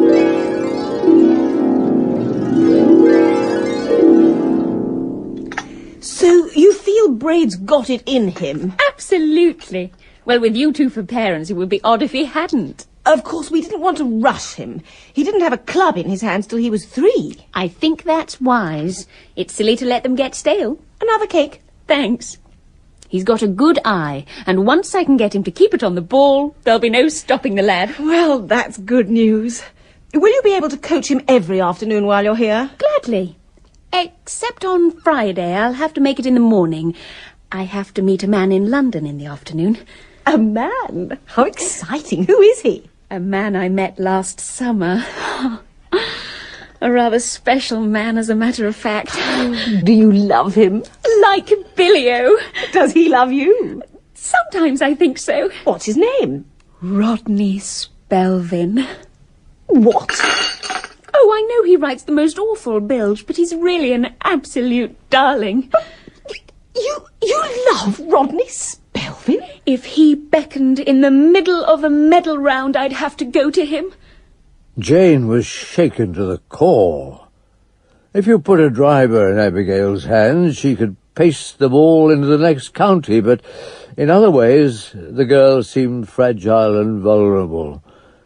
She was one of those sweet rose-leaf girls, to whom good men instinctively give a stroke a hole, and on whom bad men naturally prey. And Jane had sadly concluded that Spelvin was a bad man, at least where the fair sex were concerned. As a noted writer, his private life was much reported in the gossip columns. One read of bohemian parties at his Chelsea home and many young women who passed through his life. Well, these were mostly actresses and could take care of themselves, but Jane didn't want the innocent Abigail to suffer a broken heart. She felt she must save the girl from Spelvin's clutches. But how? Jane spent a sleepless night, and next day anxiety ruined her golf. After lunch, while Abigail coached her son, she sought solace in the village cinema. And there, in the warm bosom of the mascot picturedrome, fate seemed to point the way. That was the tale she told me when she sought my advice at the club here as we sat together on the terrace. Obviously, I can't just sit back and let Abigail become another of Rodney's playthings. I've met the man. I regard him as a wart on the face of society. Well, he's not quite as bad as that, but definitely a danger to women. Why not just warn her off? Tell her your own experience, plus what you've heard since. I think not. Telling a girl a man's a bad lot usually drives her into his arms. I fear you're right. Should you not consult William about this? I daren't. You know his view of Rodney Spelvin. If he heard his sister was meeting him, he'd turn her out of the house. No. And bang would go Braid's coaching, just when he's nearly mastered the niblick. Yes, it is perplexing. Listen, I've got a plan. I just want to hear what you think. Well, tell me, my dear, I'm all ears. It came to me yesterday in the Picture Dome. I was there recently, saw that film about Abraham Lincoln. Oh, good heavens, you're not thinking of shooting the fellow. Oh, no, I hope that won't be necessary. This week's film's called Forgotten Love, and it's all about money not bringing happiness. Or happiness not bringing money, I can't remember which. Yeah, I like a good western, you know, Buck Jones or Tom Mix. Forgotten Love stars Gloria Gooch, and she has a problem just like mine. Indeed? Her young sister's fallen for this ghastly libertine, and Gloria is afraid he'll ruin her. So, at the risk of losing the man she loves, she goes to the libertine's flat to beg him to spare her sister. And Gloria looks like the first girl he ever loved, so he does it. Does what? Spares Gloria's sister. Ah. Well, I could do that, couldn't I? I ought to do it. Rodney must still feel something for me. If I ask him to lay off Abigail, perhaps he will. What do you think? Should I go to him? Well, it seems worth a try. Of course, William mustn't know you're seeing Spelvin. He might misunderstand. But in general, it appears a sound scheme. You're surprised that I approved Jane's private visit to a man of dubious morals, but I knew Spelvin to be a weedy specimen, whereas Jane was a sturdy girl, who, but for an innate love of animals, could have felled an ox with a single blow. I could see no harm coming from their meeting as long as William knew nothing of it. This last point made the project tricky. Gloria Gooch had been well placed vis-à-vis secret visits to libertines, her young man being in the army. For Jane it was more difficult. Jane and William played 2 rounds of golf each morning and 1 each afternoon, which rather cut her time. But fate was still on her side. Next day at breakfast, William announced that business called him to London. Sorry about the short notice, old girl. Just had this letter from Bracewell. He needs my signature on some papers. That's all right, William. I know you have your work to do. Pity we'll miss 3 rounds of golf. I expect you'll play with Abigail? No, she's taken Braid to the Golf Museum at Dorford today. Oh, so that's why I saw them going out of the front gate. Look, tell you what, why don't you come up to town with me? No, I don't think I will, thank you. Give you lunch somewhere. Thanks all the same, but I'd rather stay here. I want to do some putting practice. Oh, well, just as you please, old girl. Perhaps we can get a round this evening. Remorse gnawed at Jane's vitals. She'd never deceived William before. She kissed him with an extra fondness as he left to catch the 10 o'clock train, and then she hurried to the telephone. She recalled Spelvin's number and prayed it was still the same, and sure enough, a few moments later, she heard a voice from long ago. Hello? Is that you, Rodney? I'm not sure. I only just woke up. Who's that? Mrs. Bates. Ah, yes? Rodney, this is urgent. Can we lunch at the Alcazar today, 1 o'clock? Lunch? With you, my dear, of course. The Alcazar at 1. Now, do excuse me, I've got bare feet. Jane hung up and went to her room to try on hats, heartened by Rodney's response. If he was so pleased to hear from her, surely he'd cooperated in the matter of Abigail. 3 hours later, in the foyer of the Alcazar, Jane saw Spelvin at once. He stood there waiting elegantly, and his handsome face looked more thoughtful than she remembered. Jane felt this might be due to some ennobling experience. Actually, it was due to the fact that Spelvin was wondering what sort of woman he was about to meet, and how he'd recognize her. The truth was he had had no idea who'd phoned him, but he'd made it a rule never to turn down an attractive woman, and Jane had sounded very attractive on the phone. She hurried to his side. Good morning, Rodney. Good morning. How are you? I'm very well, thank you. You're looking good. And you're looking splendid. You're looking awfully well. You look well, too. You really are looking fine. Excuse me, glancing at my watch. I have an appointment at lunch with someone and it's past the time. But you're lunching with me? With you? Yes, I rang you this morning. Ah, it was you who phoned. I thought you said Miss Bates. No, Mrs. Bates. Mrs. Bates. Mrs. Bates. Of course, you're Mrs. Bates. And you've forgotten me? Forgotten you, dear lady, as if I could. Well, shall we go in and have lunch? Jane felt ill at ease. The fact that Rodney clearly had forgotten her was a definite fly in the ointment. One might almost say a spanner in the works. It's hard to get someone to make a sacrifice for the sake of your ancient love if the party of the second part doesn't remember that there was an ancient love.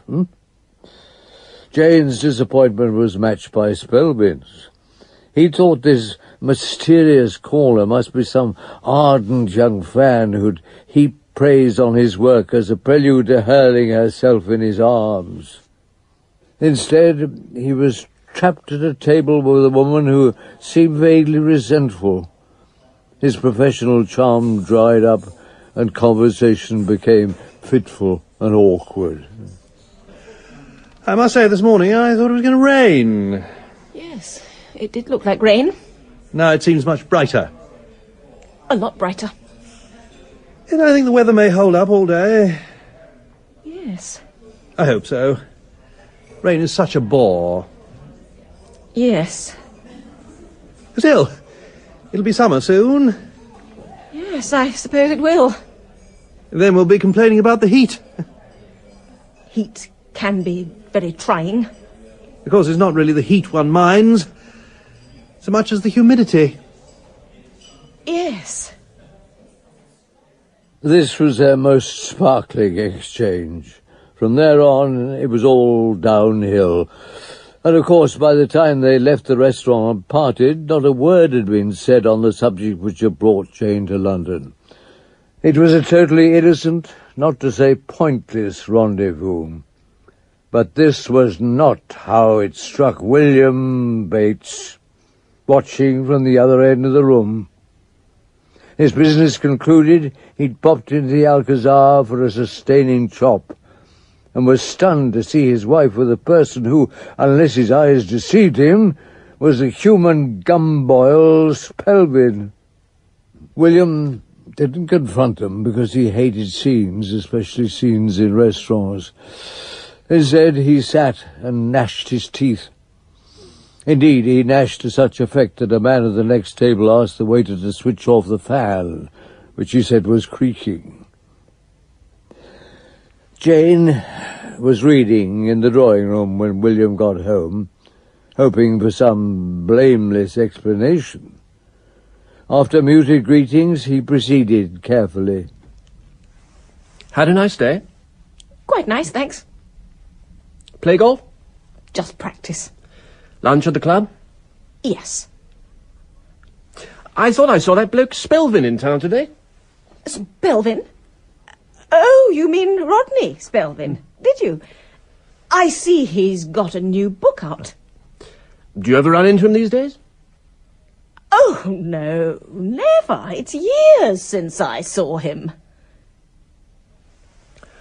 Look, Jane, I'm a bit tired. Beastly day in town. I think I'll just pull a nightcap and turn in early. There are few things sadder than the decline of a perfect marriage, so I shall not dwell on the rift that now affected the Bates household. Suffice it to say that on the morrow, William declined golf with Jane on grounds of a prior engagement. Next day he pleaded a headache, and the day after it was lumbago. The coolness spread to the home, where meals were taken in silence, and afterwards Jane went to the drawing-room and William to his den. In short, if you added a couple of icons and a picture of Trotsky, you'd have the perfect setting for a Russian novel. It was clear to Jane that William knew of or suspected her contact with Spelvin. She couldn't think how nor what to do about it, but it was just a fact. Abigail still coached their son, and it was good to have her about. But as the story moves to its climax, she was away for the day, visiting friends. The midday post brought a letter for Abigail, addressed in Spelvin's hand. Jane stood it on the mantelpiece and sat looking at it for hours like a cat watching a canary. Every womanly instinct told her to boil the kettle and steam it open, but somehow she desisted. And then, at 3, the phone rang. Hello? Hello, is that you? Yes, it's me. I knew it was. Your voice is like music. Jane didn't need to be Sherlock Holmes to deduce that Spelvin had mistaken her for Abigail. He wasn't good on female voices, she thought. Perhaps he'd heard too many. She resolved to maintain the deception. Have you got my letter yet? No, the post is often late around here. What is in it? It's to ask you to come to my house tomorrow at 4. To your house? Yes. Everything's ready. I'll send the servants out, so we'll be quite alone. Please say you'll be there. At 4, you say? Yes. I'll meet you at the corner to save the doorbell disturbing the neighbours. You will come, won't you?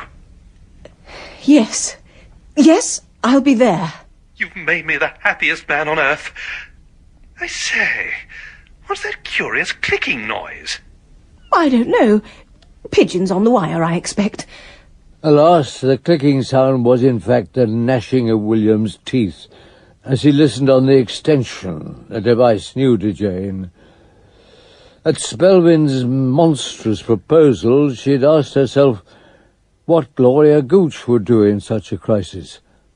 The answer was plain. Gloria would go to the libertine's house herself to save the innocent from dishonour, and Jane would do the same. Abigail returned that evening and read her letter without comment, but at breakfast next morning she announced she'd be going to town that day. I have to see my dressmaker. I'll come along as well. I have to see my dentist. I'll be coming too. I have to see my lawyer.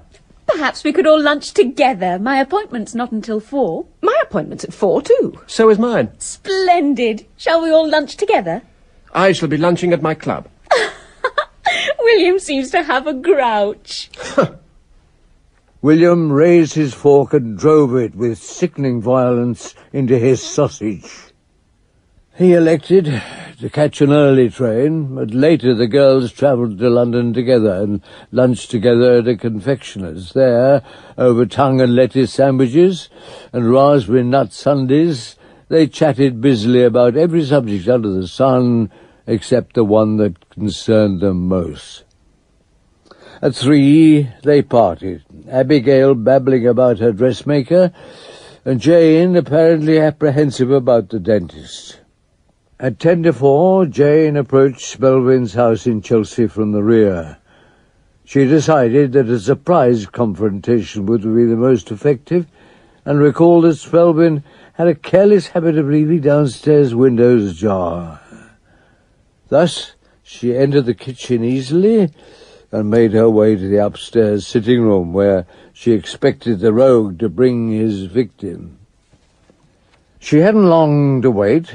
Just after 4, she heard 2 pairs of footsteps mount the stairs and cross the landing. The door handle turned, and in strode William, followed by a man in a bowler hat. Ha! William, it's you! So, I find you here, dash it! Yes, but how did you get here? And who is this man? This is Mr. Reg Brown of the Quick Results Detective Agency. How do you do, ma'am? Mr. Brown forced an entry through the French windows. I don't know how Rodney ever gets this place insured. I knew you'd be here at 4. I heard you fixed the assignation on the telephone. Where is your paramour? What was that word again, sir? Paramour. Your partner in sin, woman. Where is he? I intend to tear him into little bits and stuff him down his throat and make him swallow himself. Have a care, sir. William, I can explain everything. Everything? Everything? Everything. I'll bet you can't. I bet I can. Well? Well? I came here to save Abigail. Abigail? Abigail? My sister. 1B and 1G. You came here to save my sister? Yes, Abigail. What from? From Rodney Spelvin, of course. Oh, William, can't you understand? No, I'm dashed if I can. The poor child's infatuated with the man. With Spelvin? Yes, he's lured her here for an adventure. But I heard you make the appointment. He thought I was Abigail, so I came here to save her. Came here to save her. Look here. That's all very fine and large, but there's one thing wrong. I'm not a clever sort of bird, but I can see where your story slips up. If you're here to save Abigail, where is she? A good point, sir, if I may say so. I think I hear them coming now. The lady is correct, sir. It is customary to hide at this stage. Yes, hide, and quick. Luckily, Spelvin's ornate salon afforded ample cover. The detective concealed himself behind the Chinese screen, William slid behind the curtains, and Jane died behind the Chesterfield. All were out of sight when the door opened and Spelvin ushered Abigail in. Jane could see nothing, but with every word she heard, her horror deepened. Come in, dear lady. Give me your things, and then we can get started. Don't rush me, Rodney. Give me a chance to get my breath back. I can't wait. I've been living for this moment all day. No, don't do that. Why not, for heaven's sake? Because it's wrong. Wrong. I don't see why. It's wrong, I tell you. No, Rodney, don't do that. Don't hold so tight. There was a sudden swishing sound, and William burst out from behind the curtains. Jane raised her head above the Chesterfield, and Brown moved round the screen and licked his pencil. The sight that met their eyes was an unexpected one. Rodney was stooping slightly in the middle of the room, holding a brolly upside down. With a curve end, he was addressing a golf ball. Why is it wrong to hold it tight? You've got to keep a grip on it. Yes, but if you strangle it like that, you'll foozle. Well, no doubt you're right as always. Look here! What is the meaning of this? Hold with the fingers, not with the palms. Right. Good Lord. What are all these people doing here? I say again, what is the meaning of this? Abigail, what are you doing in this man's rooms? Giving him a golf lesson, of course. A golf lesson. Rodney, this is my brother William and his wife. What they're doing here, I've no idea. Look, let's go upstairs and do it properly. You will not go upstairs, Abigail. I certainly will. Rodney has a proper practice area in his studio. The next 5 minutes were filled with a torrent of questions and explanations worthy of an Aldwych farce. I think it easier if I sum up. Spelvin, once a golf hater, had suddenly seen the poetry of the game while at a weekend house party. Abigail, a fellow guest, had undertaken to teach him, and they'd been meeting for that purpose. But Spelvin had disliked having his first stumbling step seen on public courses, and had made an indoor range in his studio. William was at last persuaded, but there remained one matter to resolve. All right, I accept what you say. But golf tuition involves a lot of physical contact, what? And my sister comes to your home unchaperoned. Dash it all, have you asked her to marry you? Marry me? Well, that I dare. I love her with all my heart. But how could a girl who reached the semi-final of the Open marry a duffer like me? Oh, Rodney, you poor chump. Is that what's held you back all this time? Don't you know I'm crazy about you? I'll marry you like a shot. Abigail! Rodney! Well, I'm blowed. Jane, I'm afraid I've, wronged you. It was my fault. No. Yes, it was. Oh, Jane. William. So Jane and William were reunited in connubial bliss, and Abigail married Rodney Spelvin, with whom she played 6 hours golf a day. Under the influence of this great game, Spelvin's writing became altogether more wholesome and uplifting. I'm put in mind of the tale of Ferdinand Dibble, who... What's that? You have to go? Oh, dear me. Well, another time, then. Send the waiter over as you go, will you? Oh, thank you, yes. A large brandy would be most welcome.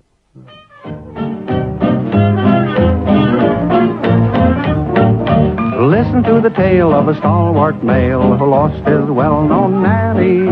Donald was his name, and golf was the game that made him grey like his granny. The Purification of Rodney Spelvin was narrated by Maurice Denham in the role of the oldest member. Jane was played by Sue Holderness, William by Julian Dutton, Rodney by John Glover, Abigail by Kathy Sarah, and Reg Brown by John Graham. The Oldest Member, written by PG Wodehouse, is adapted and produced by Edward Taylor. By gosh, I sunk her. I get no fun in the air and sun, but down in the traps I labor. I swear then to weep where the sand is deep, till I want to murder my neighbor.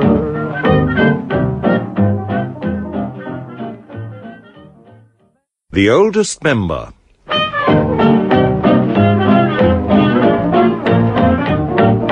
Listen to the tale of a stalwart male who lost his well-known nanny. Donald was his name, and golf was the game that made him grey like his granny. He practiced much. Maurice Denham, as the oldest member, tells another tale by PG Wodehouse. Today, The Heart of a Goof. Nothing else than dirty in the locker room every night. He'd sing of his awful plight. Oh, the dirty little Bill. It's spring 1935, and at the golf club the new season is starting in perfect weather. Eager players are out on a course as yet unscarred by 1,000 false strokes. +4s gleam in the morning light. It is, in short, a day when all nature seems to shout, "Four!" Up on the terrace, the oldest member sits next to George Craig and offers his views on the scene. Poor Jenkins doesn't improve. No, in spite of the lessons he's been taking. A school of wizards couldn't make Jenkins play. I keep advising him to give up the game. Good Lord. You told him to give up golf? I understand your horror. It's not advice I normally give, but then Jenkins is not a normal golfer. He's obsessive. Jenkins is a goof. A what? A goof. One of those unfortunates who have allowed the noblest of games to get too great a grip on them. If they play badly, and they always do, they brood. They become morbid. Their goofery unfits them for the game of life. Jenkins certainly gets pretty down. Oh, lower than a cellar floor. Yet he once had a glowing future in the hay, corn and seed business. Really? Oh, yeah. And alas, days of frustration on the golf links destroyed his confidence. He bought hay when he should have bought corn. He sold feed when he ought to have hedged. Other flashier hay, corn and seed merchants passed him in the race. And now there's talk of bankruptcy. Poor fellow. Now, that's why I've urged him to abandon the game. For goofs, there is no escape but abstinence. There's really no alternative? Yes, curious you should ask that.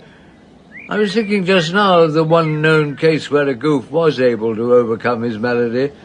No doubt you'll wish to hear the whole story from the beginning. Well, I'd love to, of course, but I'd lose my place on the tee. But I thought you were starting at 12. Yes, but... Plenty of time, my dear chap. It's a remarkable story. Well, there's lots of things I have to do first. Oh, sit down, George, sit down. Someone's trying to pass. Oh, I'm so sorry. Yeah. Sorry. There.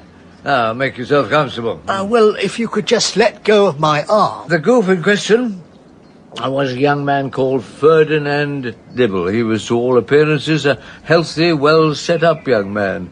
But he had this problem.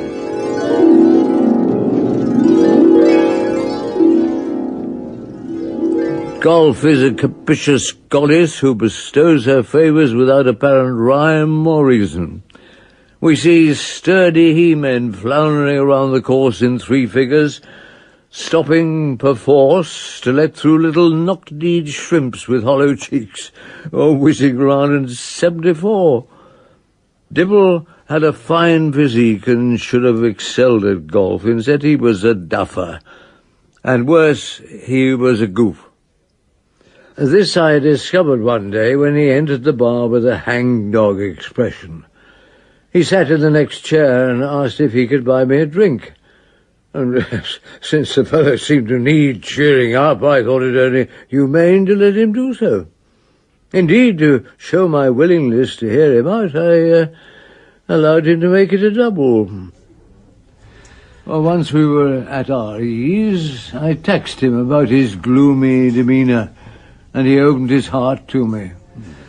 I've just been talking to Barbara Medway.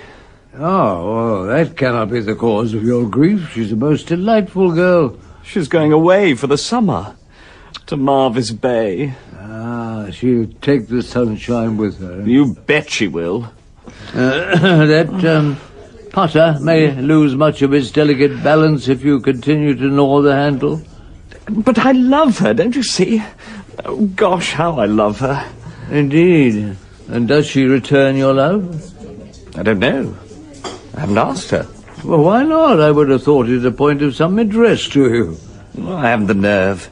I just can't summon up the cold gall to ask a girl to marry a duffer like me. Oh, why this self-doubt? You have as much chance as the next man. From time to time I tell myself that, and then I get thrashed by some witless chump who took the game up last week. Just when I've wound myself up to pop the question, I remember all those sliced drives into the rough, all those foozled putts from 3 yards, all those missed hits into the lake. Is it any wonder I've no confidence? But golf is not quite everything in life. Nearly, but not quite. It's the test of a man's character, and I failed. Dear boy, these thoughts are unworthy. What else did Miss Medway have to say? She was asking if I could get down to Marvis Bay too. Well, that surely is encouraging. It suggests that she's not entirely indifferent to your society? Yes, but what's the use? I shan't have any more confidence down there than I have here. Oh, who knows? A change of scene, the bracing effect of sea air. Gosh, I wonder. Do you know, I have a feeling that if I could manage just once to beat some decent player, it would make the world of difference. I think I could really speak up for myself. What chance is there of that? And shortly after that, he made an excuse and left. So there it was. Dibble was a goof, and he let his golfing failures dominate his life.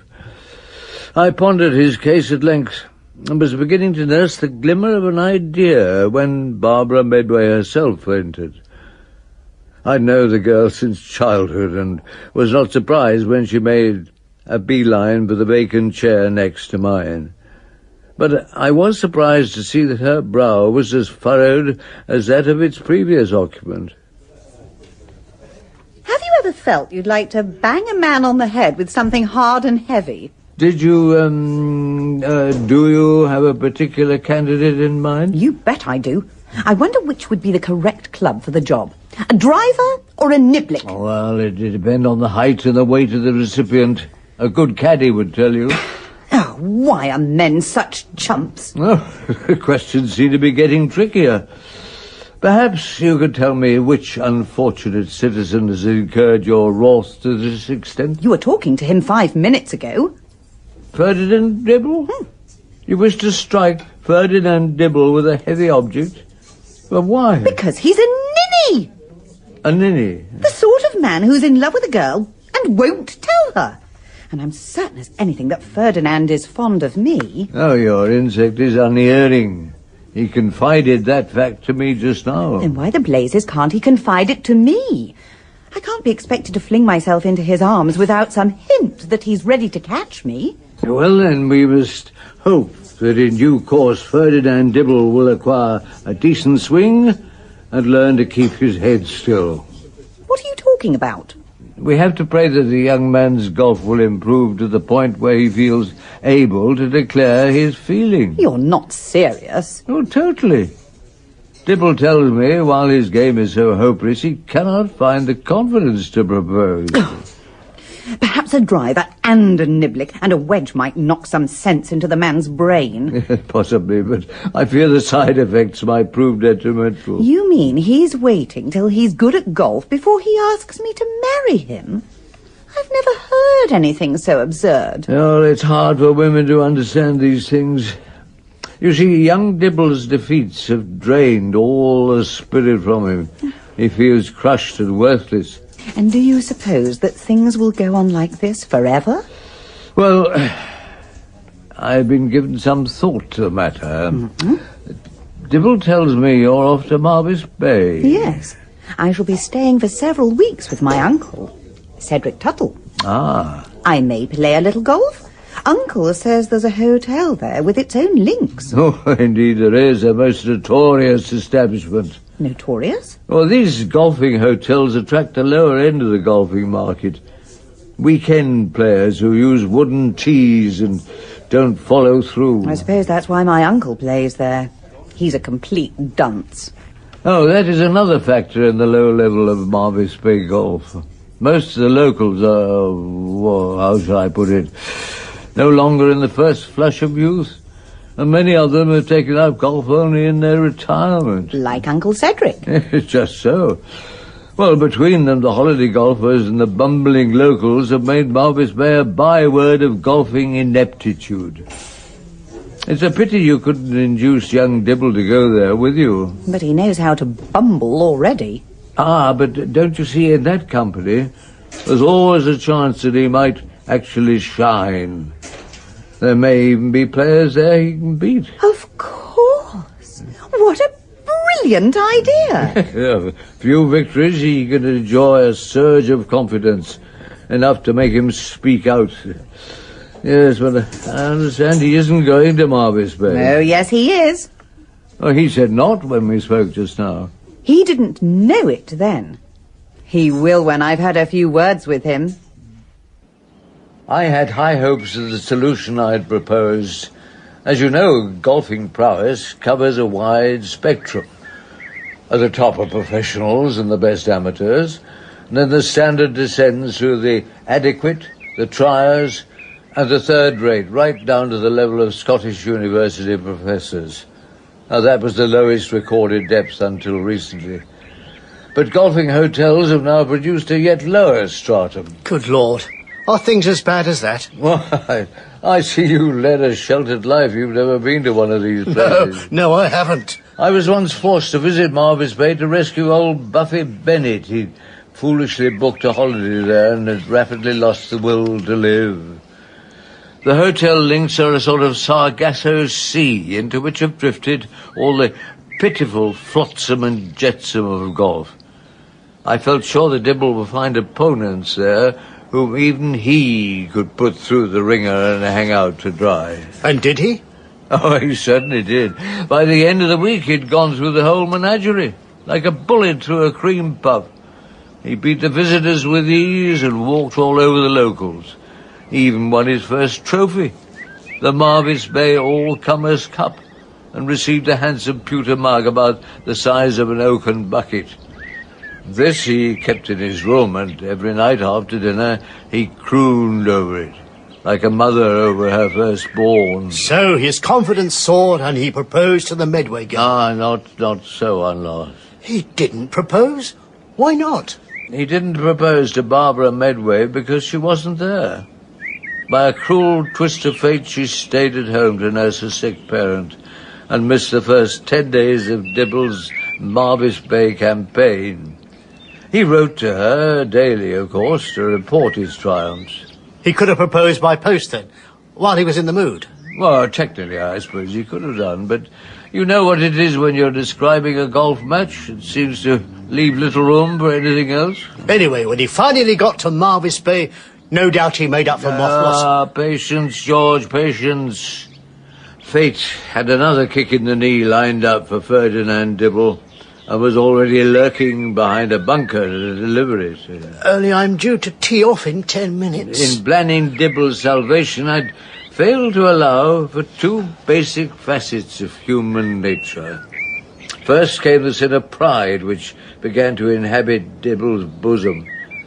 Unused to the tastes of victory, he became slightly intoxicated with his heady brew and was known to offer unsolicited advice to other players. And from this sprang the sin of envy, which smote the Marvis Bay regulars. One night, with other malcontents, they met to discuss the situation. A nasty spirit was displayed by all, and the ringleader, I'm sorry to say, was none other than Barbara Medway's uncle, Cedric Tuttle. Outrageous, I call it. Now, we've got to do something about this bounder Dibble. Yeah. Outrageous, that's what he is. A mere boy telling me how to use my mashie. I get it up, don't I? What more do you want? What's that? What did he say? I said, what more do you want? Egg and milk. It's time for my egg and milk. In a minute, Mr. Marriott. We're discussing how to take young Dibble down a peg or two. Who? Young Dibble! Young Dibble? He wants taking down a peg or two. Exactly. But how do we do it? Ah, I have a plan. If you all approve, good. Let's hear it. I still look in at the office once a week, and there's a boy there who could beat Dibble hollow. Oh, Parslow's his name. I'll wire him to come down, and we'll spring him on Dibble. Knock some of the conceit out of him, Yes. That sounds fine. But are you sure this Parslow can beat him? Of course I'm sure. George Parslow went round this course in 94. Things have changed a lot since 94.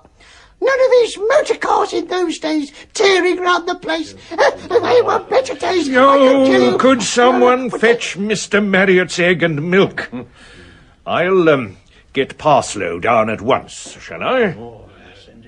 Tuttle's dark scheme was unanimously approved, and later that night he accosted Dibble in the lounge.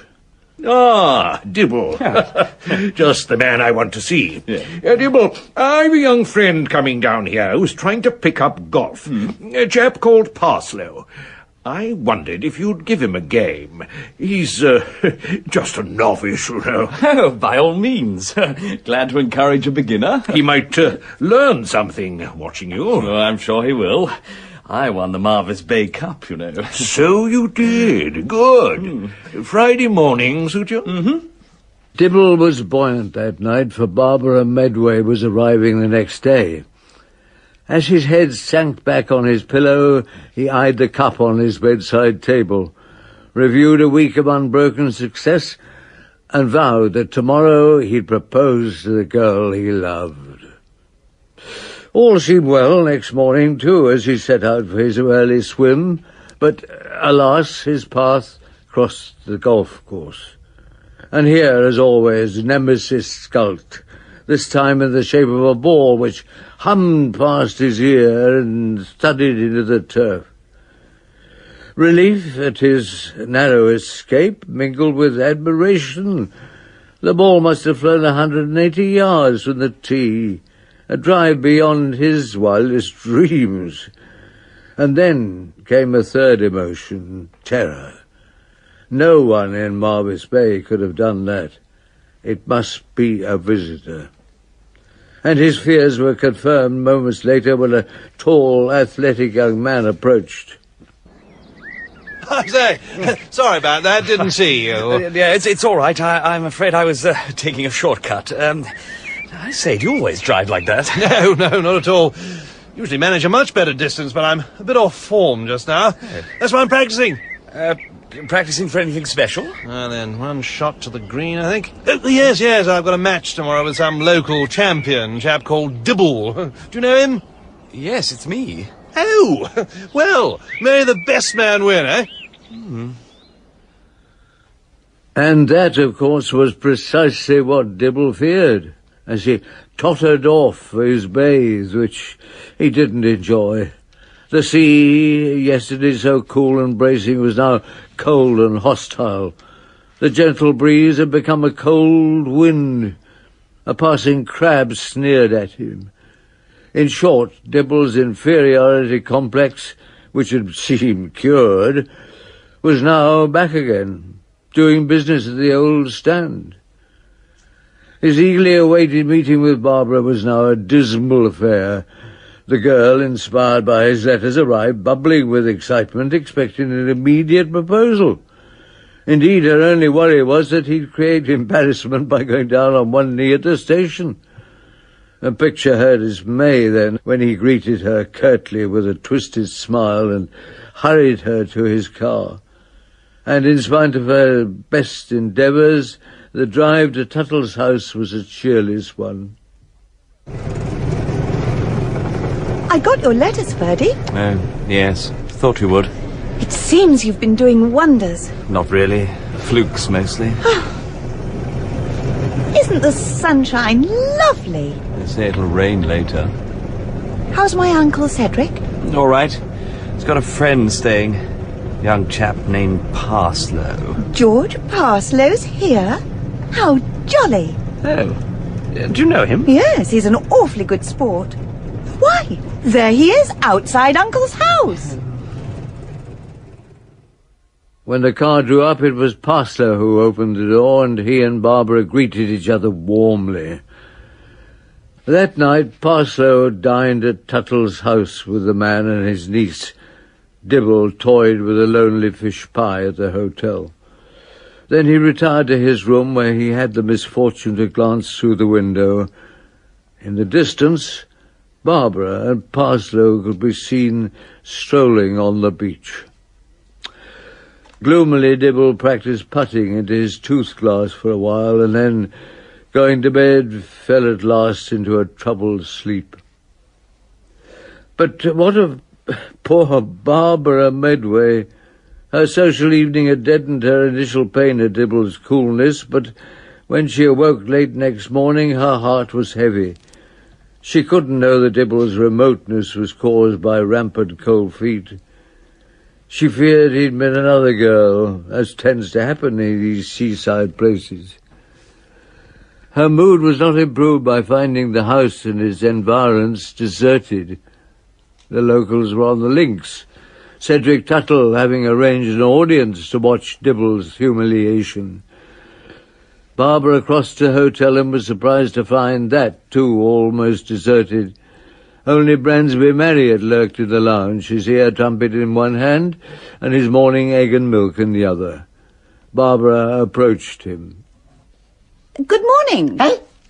Good morning. Oh, yes, it is a good morning. They're all down there, getting a good laugh. Pardon? Yes, I'd have been down there myself, only I'd have missed my knocking. Oh, got a bun this morning too, eh? Otherwise, I'd have been down there watching the match. What match? Take him down a peg or two, this will. Who? Cocky young devil.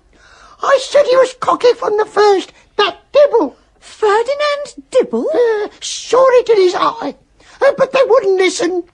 Now they've had to get an expert down, especially to put him in his place. Show him up. I say, are there any more buns?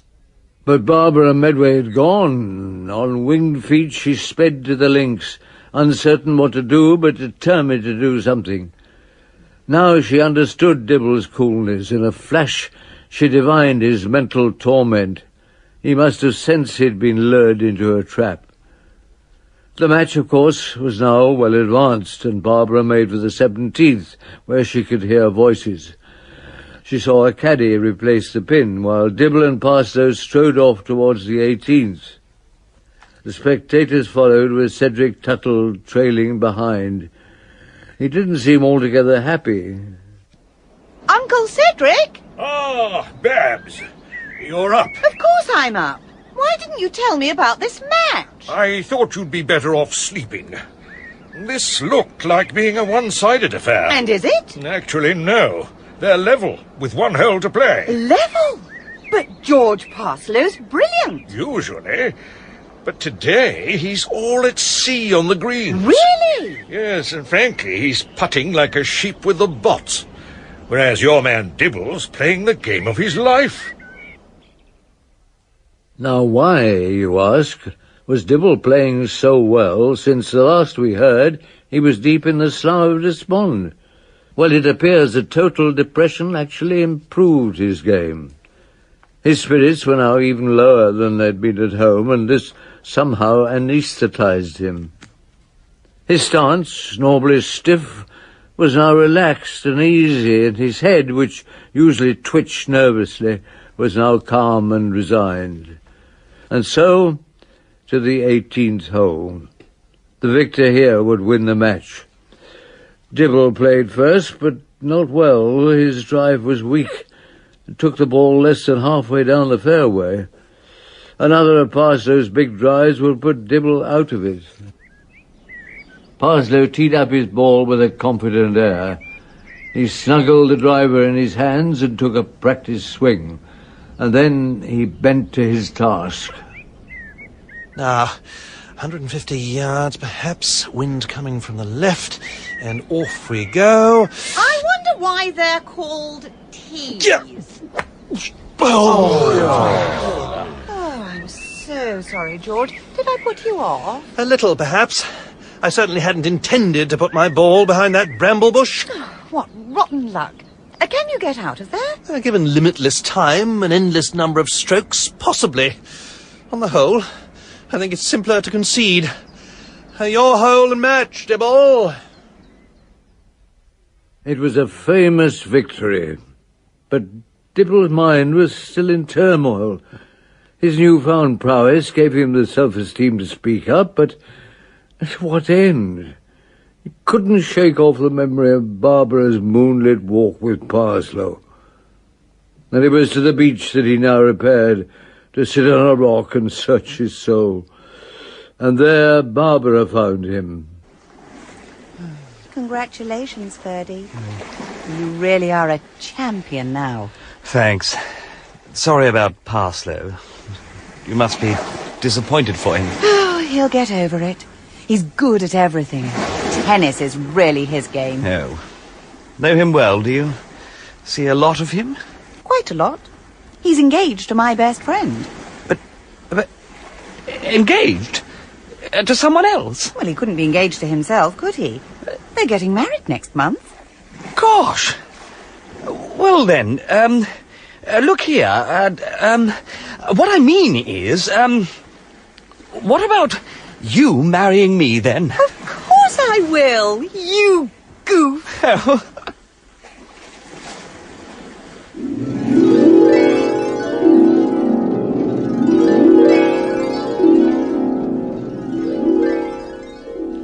So young Dibble folded his betrothed in his arms using the interlocking grip, and they lived happily ever after.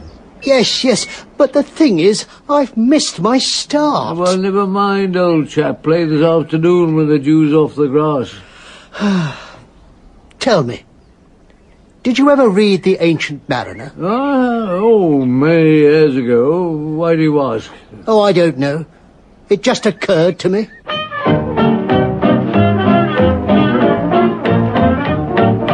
Listen to the tale of a stalwart male who lost his well-known nanny. Donald was his name and golf was the game that made him grey like his granny. He practiced The Heart of a Goof was narrated by Maurice Denham in the role of the oldest member.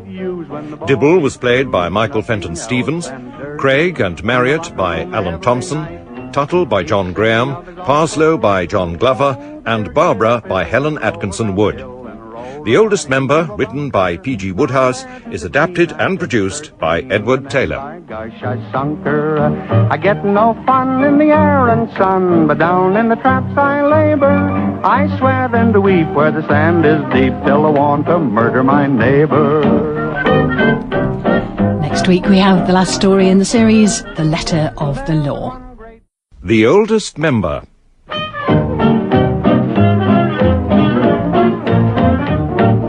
Listen to the tale of a stalwart male who lost his well-known nanny. Maurice Denham, as the oldest member, tells another tale by PG Wodehouse.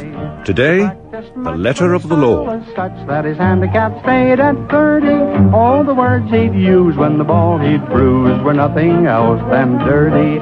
In the locker room, The oldest member has several favourite spots at the golf club, but on a fine afternoon like this, the most desirable is the terrace. Here there are splendid views of the first and last holes, and glimpses of others in between. For several hours the oldest member, watching the golf below with the aid of his binoculars, has presented a picture of contentment.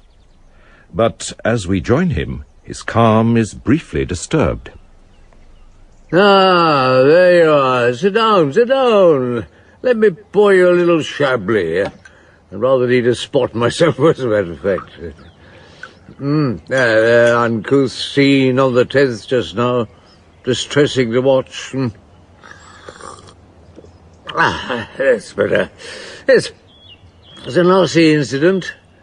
Colonel Bodger and old George Musprat had been going round rather slowly. A young Jukes was behind them and ran out of patience. Drove off on the 10th before they were clear. Missed the Colonel by a whisker. He'll be up before the committee tomorrow. It never does, you know, driving into people. I did it myself once or twice when young. Always regretted it. I'll never forget the time I knocked the vicar's hat off. Quite accidental, of course, but the poor chap looked at me like a wounded oyster. Mind you, I do recall one man who actually profited from driving into someone. Young Bing, it was. But that was a bizarre case. Perhaps you'd like me to tell you about it.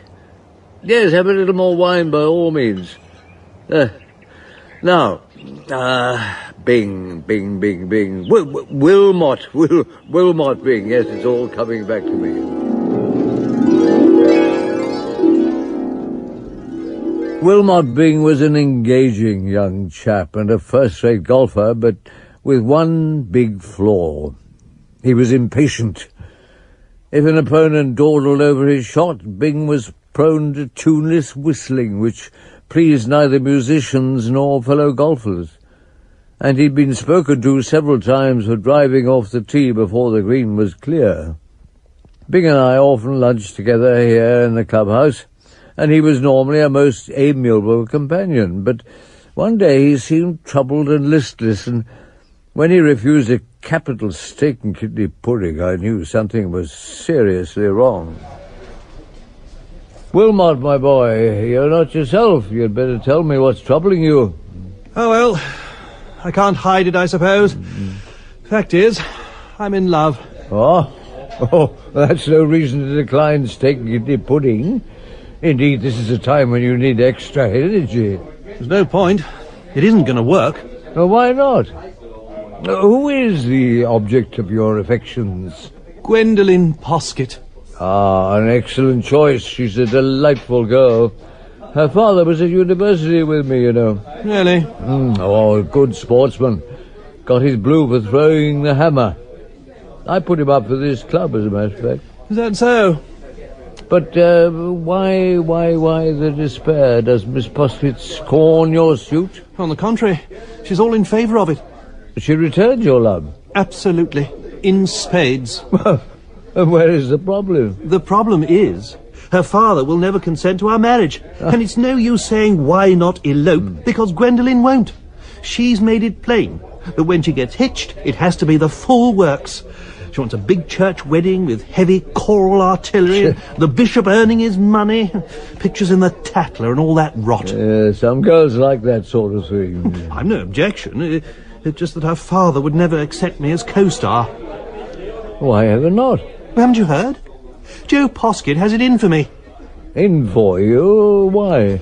Well, you know how slowly he and his cronies play, and how they never let anyone through? Yes, he's only played golf for 2 years. Just long enough for him to complete a round. Anyway, I got stuck behind them the other day, and I thought I'd go out of my mind. In the end, I snapped on the 8th. I'd waited 15 minutes while they scratched around the fairway like a pack of hens, and suddenly I saw this red mist and drove off regardless. You drove into them? I did. I admit it. I shut my eyes and simply swung, just trusting to luck which one of them copped it. Oh, dear me. As luck would have it, old Poskett drew the short straw. I got him on the right leg. Did you say it was throwing the hammer that got him his blue? Yes, I did. Ah. Well, he also does a pretty nifty high jump. Oh, Wilmot, I don't wish to be overcritical, but I must say that driving a golf ball at the father of the girl you love is not entirely sensible. That's what's so bally unfair. I mean, at the time, I'd no idea he was the father of the girl I love. In fact, technically, he wasn't, because I hadn't met Gwendolen then. Ah, this was before she returned from Switzerland. Eh? Exactly. It seems to me that old buffers, who hold people up and won't let them through, should wear labels when appropriate, saying, "Caution, pretty daughter, arriving shortly." Then one could act accordingly. Do I take it that Joe Poskett still bears a grudge? He had a lot to say at the time. He questioned my parentage and said that if ever my family were identified, we should all be locked up together. I'm afraid any suggestion of my joining his family would be vetoed. Well, Joe Poskett has a quick temper, but he's not a vindictive man. Time heals all wounds, they say. You think I could actually get in his good books? Well, it's worth a try. You must cultivate him, waylay him and greet him warmly. Ask after his slice. Tell him it's a fine day. Just a minute, I'll make a note. He has a dog named Edward. Now, seek Edward out and pat him. Give him a cigar from time to time. Give the dog a cigar? No. Give cigars to Poskett. Right. And now, think up some ideas for yourself while I try and get hold of some more of that steak and kidney pudding. The young man took my advice to heart. Henceforth, Poskett couldn't show his face at the club without having Wilmot springing out at him, full of genial greetings. Edward, the dog, began to lose hair off his back from incessant patting. And each day Poskett acquired more cigars than he could smoke, and began putting them away for Christmas. And I thought I detected an easing in Poskett's view of Bing. He no longer pushed him roughly aside, and On one occasion very nearly smiled. Thus matters stood as the annual contest for the President's Cup arrived. This cup, despite its grand title, is actually designed for our weaker brethren. No one with a handicap under 24 can enter, and the event is sometimes rudely referred to as Duffer's Day. Well, you can judge the standard when I tell you that following the retirement of Buffy Bennett, Joe Poskett was actually fancied to win. In fact, he was joint favourite with the angular Scot James Mackay. These two were thought to be the least hopeless in the field, and each had the will to win. They were old rivals. I saw Gwendolen Poskett at her front gate that morning and asked her how her father was feeling. Oh, he's all agog. He's been up since 6, practising putts in the garden. Oh, splendid. Tell me, do you see any softening in his attitude to young Wilmot? Yes, well, I think so. When Wilmot gave him a cigar yesterday, Father almost thanked him. He thanked him? Well, it was a sort of grunt, really, but it's a start. Oh, it is indeed. Did Wilmot wish him success for this afternoon? 6 times. It might be a good idea if you offered a caddy for him. Well, I suggested that, but it seems Wilmot has to play golf with a chum. But Wilmot can't enter for the cup, he's too strong. No, they're just playing friendly. Ned's only here for the day, and Wilmot promised. I hope they realise they'll get held up. I'm sure they do. I told them to bring their library books. Oh. I couldn't watch the play as I had business in town that afternoon. I wasn't sorry, though. Duffer's Day is usually a macabre spectacle when fearful things are abroad and the prudent golfer stays indoors. It was evening when I got home, and I was about to dial Poskett to get the news when my telephone rang. I was surprised to be greeted by James Mackay, who clearly wanted something. Are you doing anything tomorrow morning? Oh, nothing special. How did it go today? Poskett and I finished joint top. The Rules Committee have told us to play off tomorrow. A tie? Oh, my word. But why were the Rules Committee involved? Poskett chose to dispute his score. He said one of his strokes didn't count and claimed the match. Will you referee our playoff? Yeah, by all means. Thanks. I want somebody who knows the rules. Poskett doesn't seem to think there are any. Oh, why do you say that? The nonsense this afternoon. As he played to the green, some idiot drove into him, and Poskett mishit his ball into a bush. He had the gall to claim it wasn't a stroke, so I had to involve the committee. Oh, dear me. Tell me, Mackay, who was it drove into Poskett? That tall lad with the red hair who's always impatient. I'll see you in the morning, then. Bring the rule book. Oh, I was stunned. So Byng had driven into his prospective father-in-law yet again, this time causing him to tie for the cup instead of winning it outright. Had the boy gone completely mad?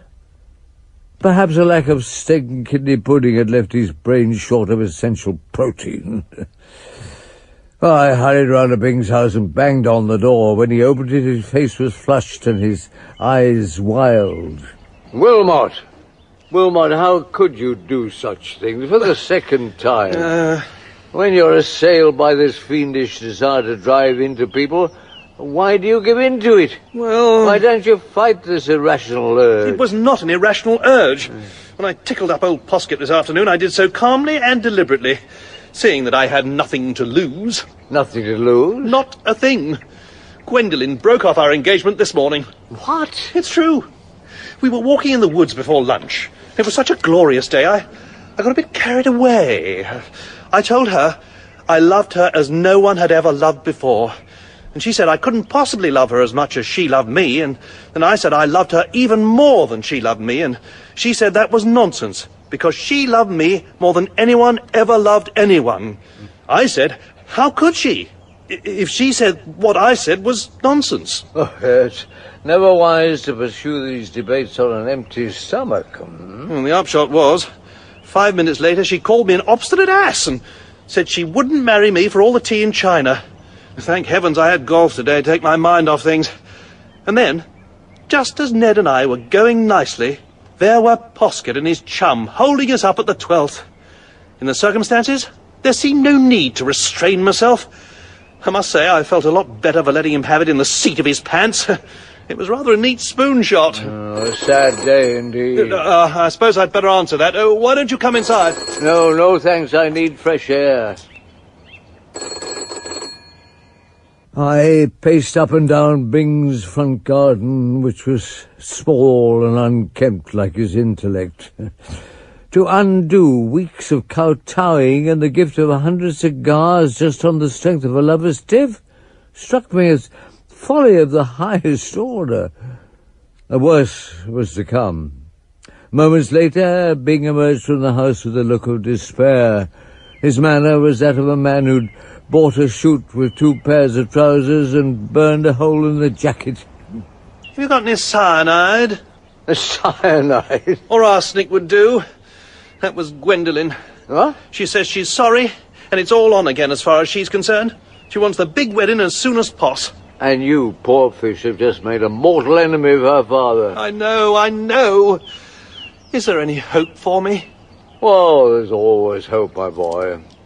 Tomorrow, Poskett plays Mackay for the President's Cup. Well, just pray that he wins. Well, will that make a difference? Well, it might. I mean, a state-registered duffer who's just won his first cup may well feel a surge of Christian charity. Ah. He could be ready to forgive those who've trespassed against him. Now, Poskett was a bluff, forthright man with a sturdy physique, the result of throwing all those hammers in his youth. His bold, extrovert outlook had made him a success in business and local politics.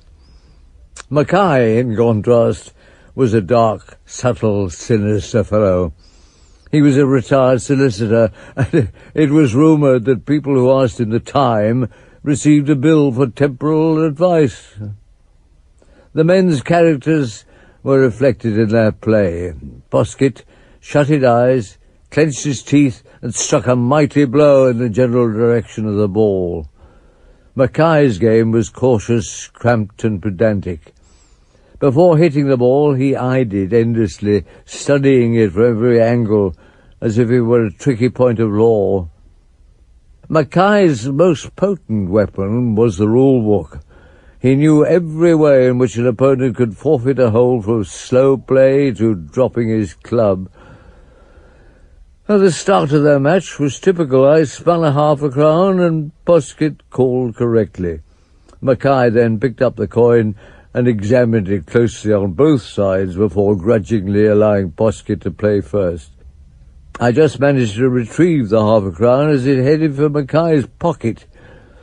And then Poskett sliced his drive, Mackay having cleared his throat loudly as he swung.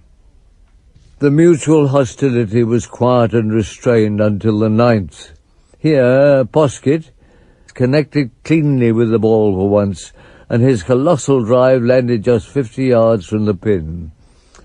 Mackay's costive shot travelled only a short distance, and Poskett started to move off, to wrap up what would surely be his hole. Mackay stopped him. One moment, if you please. Yes? Are you not going to drive? I drove. Didn't you see? I did not see a drive. I saw a lucky practice shot. Practice shot? It had to be. It was for me to drive first on this hole, having won the last. It's your turn to drive now. But this is nonsense. The rules are quite clear on the point. I have the rule book here. Yeah, and what do the rules say about clearing your throat just when your opponent is playing? It's recognised that chronic catarrh is a misfortune which should incur sympathy rather than criticism. I notice that 3 minutes have elapsed since my drive. I must point out that if you delay 5 minutes, you automatically lose the hole. The match was played throughout in a sour spirit. It boiled down to a struggle between a great-hearted slosher and a Machiavellian schemer. Mackay, outdriven at every hole, somehow held his own by devious means. With his hit-or-miss approach, Poskett was liable to take anything from 3 to 43 for any one hole. Mackay, playing small, careful shots, would normally take a 10. And, of course, he always had his rule-book with him. Ah, not a bad lie. Mashy, please, caddy. Thank you. Here we go. Oh, well played, sir. Bit of luck, really. You should get in from there. Yes, I think I should. Uh-huh. You forfeit the hole, Poskett. What do you mean? I quote, "Any player who accepts advice from one who is not his caddy shall forfeit the hole being played." Yes, but that wasn't advice, it was... Rule 208, subsection 3. Am I right, umpire? Well, technically, yes, but I mean... Good. My hole, then. Let us proceed to the 12th. The victim kept his temper heroically. He even held himself in check when Mackay claimed the 14th because Poskett had dropped his club in a bunker. I must admit that the bad sportsmanship was not entirely one-sided. A fair amount of iron had entered Poskett's soul, and his chance of revenge came on the 15th. Mackay had to drive first and was starting to fret a little. He swung with his usual care, but must have strayed from the habit of a lifetime and lifted his head. He finished his stroke with a nice workmanlike follow-through, but this did him no good at all, for he had omitted to hit the ball. It still sat there on a little heap of sand. You missed it. I am aware of that. That was silly. You can't expect to get anywhere if you don't hit the ball. If you will kindly refrain from talking, I shall try again. Mind you don't miss this one. Please. The very first thing in golf is to make sure you hit the ball. Umpire, I'd be glad if you'd instruct my opponent to be quiet. Otherwise, I shall claim the hole and the match. It was neck and neck all the way now, and the rivals reached the last hole on level terms, having halved the 17th. The climax came, as it often does, on the green, where it seemed that Mackay had the match won. Each man had played 10, but the Scotsman's ball lay just 2 feet from the hole, while Poskett's was still 10 yards away. Oh, surely Mackay would sink his 11th. Equally surely, Poskett wouldn't. Would you not prefer to concede at this point, Mr. Poskett? I've no wish to humiliate you. Thank you, Mr. Mackay. I have no intention of conceding or of being humiliated. There's many a slip, remember? Aye, for those foolish enough to drink from cups. Now then, this for the match. The Scot clearly had no doubts as he bent to putt, but now his opponent had played a trump. As Mackay's club moved to the ball, Poskett produced the fiercest sneeze I've ever heard. It was like the angry cry of a wounded elk, and it hit Mackay like a bomb. His club jerked in his hands and sent the ball spinning wildly away. What the devil's going on? I'm afraid I sneezed. Oh. Your ball's gone off the green on the other side. In fact, it's in the bunker. This is outrageous. Yes, I'm sorry. Something tickled my nose. A fly or something. Umpire. Oh, it's no use asking the umpire. You explained the rules yourself. If they allow your chronic catarrh, they allow my fly or something. You'll have to concede the match. I will not concede the match. Well, then you'd better start planning how to get out of that bunker, in case I miss this putt. Had Poskett sunk his 12-yarder, of course, he'd have won there and then, but his ball teetered on the brink and stayed there. It would be a simple tap-in, but Mackay must play again first, and this he was slow to do. Poskett and I walked over to the bunker and found him smoking his pipe. Well, come along. If you won't concede, then get on and play your shot. All in good time. The rules allow me 5 minutes between strokes. Oh, what's the point? You'll never sink the ball from here. Play it and get it over with. I'm in no hurry. Well, I am. I'm the main speaker at the Chamber of Commerce lunch at 12. Yeah. Well, I can spare 5 minutes, I suppose.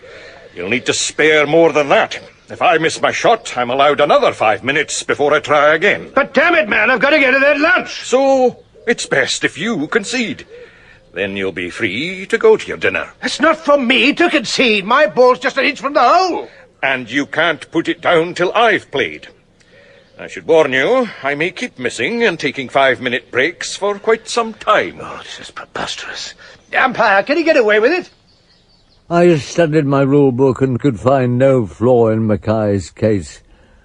The rules have changed since, of course, but at that time a bad sport could filibuster all day if he wished, and clearly Mackay did wish. After 5 minutes, he wafted his club over the ball and declared it a miss. He then looked at his watch and settled down again with his pipe. The effect on Poskett was horrific. He clutched his head, rolled his eyes, and muttered dreadful words. The Chamber of Commerce lunch was vital to him. He was tipped as a future chairman. Another 10 minutes and he'd be disgraced. But, on the other hand, how could he give up his first trophy? I couldn't bear to watch my friend in such turmoil, so I walked away to clear my mind. And my stroll took me to the practice tee, where I found Wilmot, Bing and Gwendolen with a dozen balls. Wilmot hailed me. Hello there. Is it over? Oh, no, not yet. But it must be. We saw them reach the green 10 minutes ago.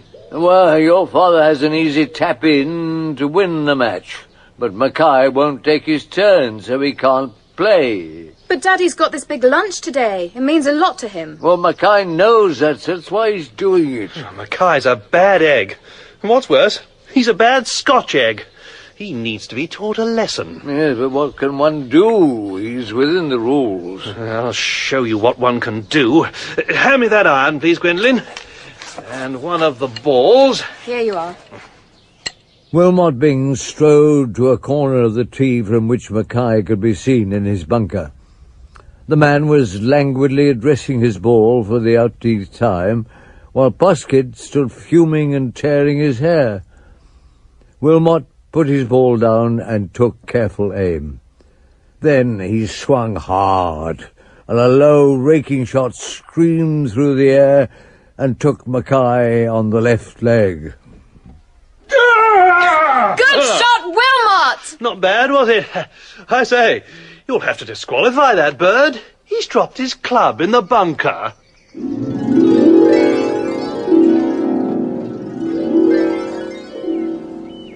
I did so with great pleasure, and returning to the green, presented the match and the cup to Joe Poskett.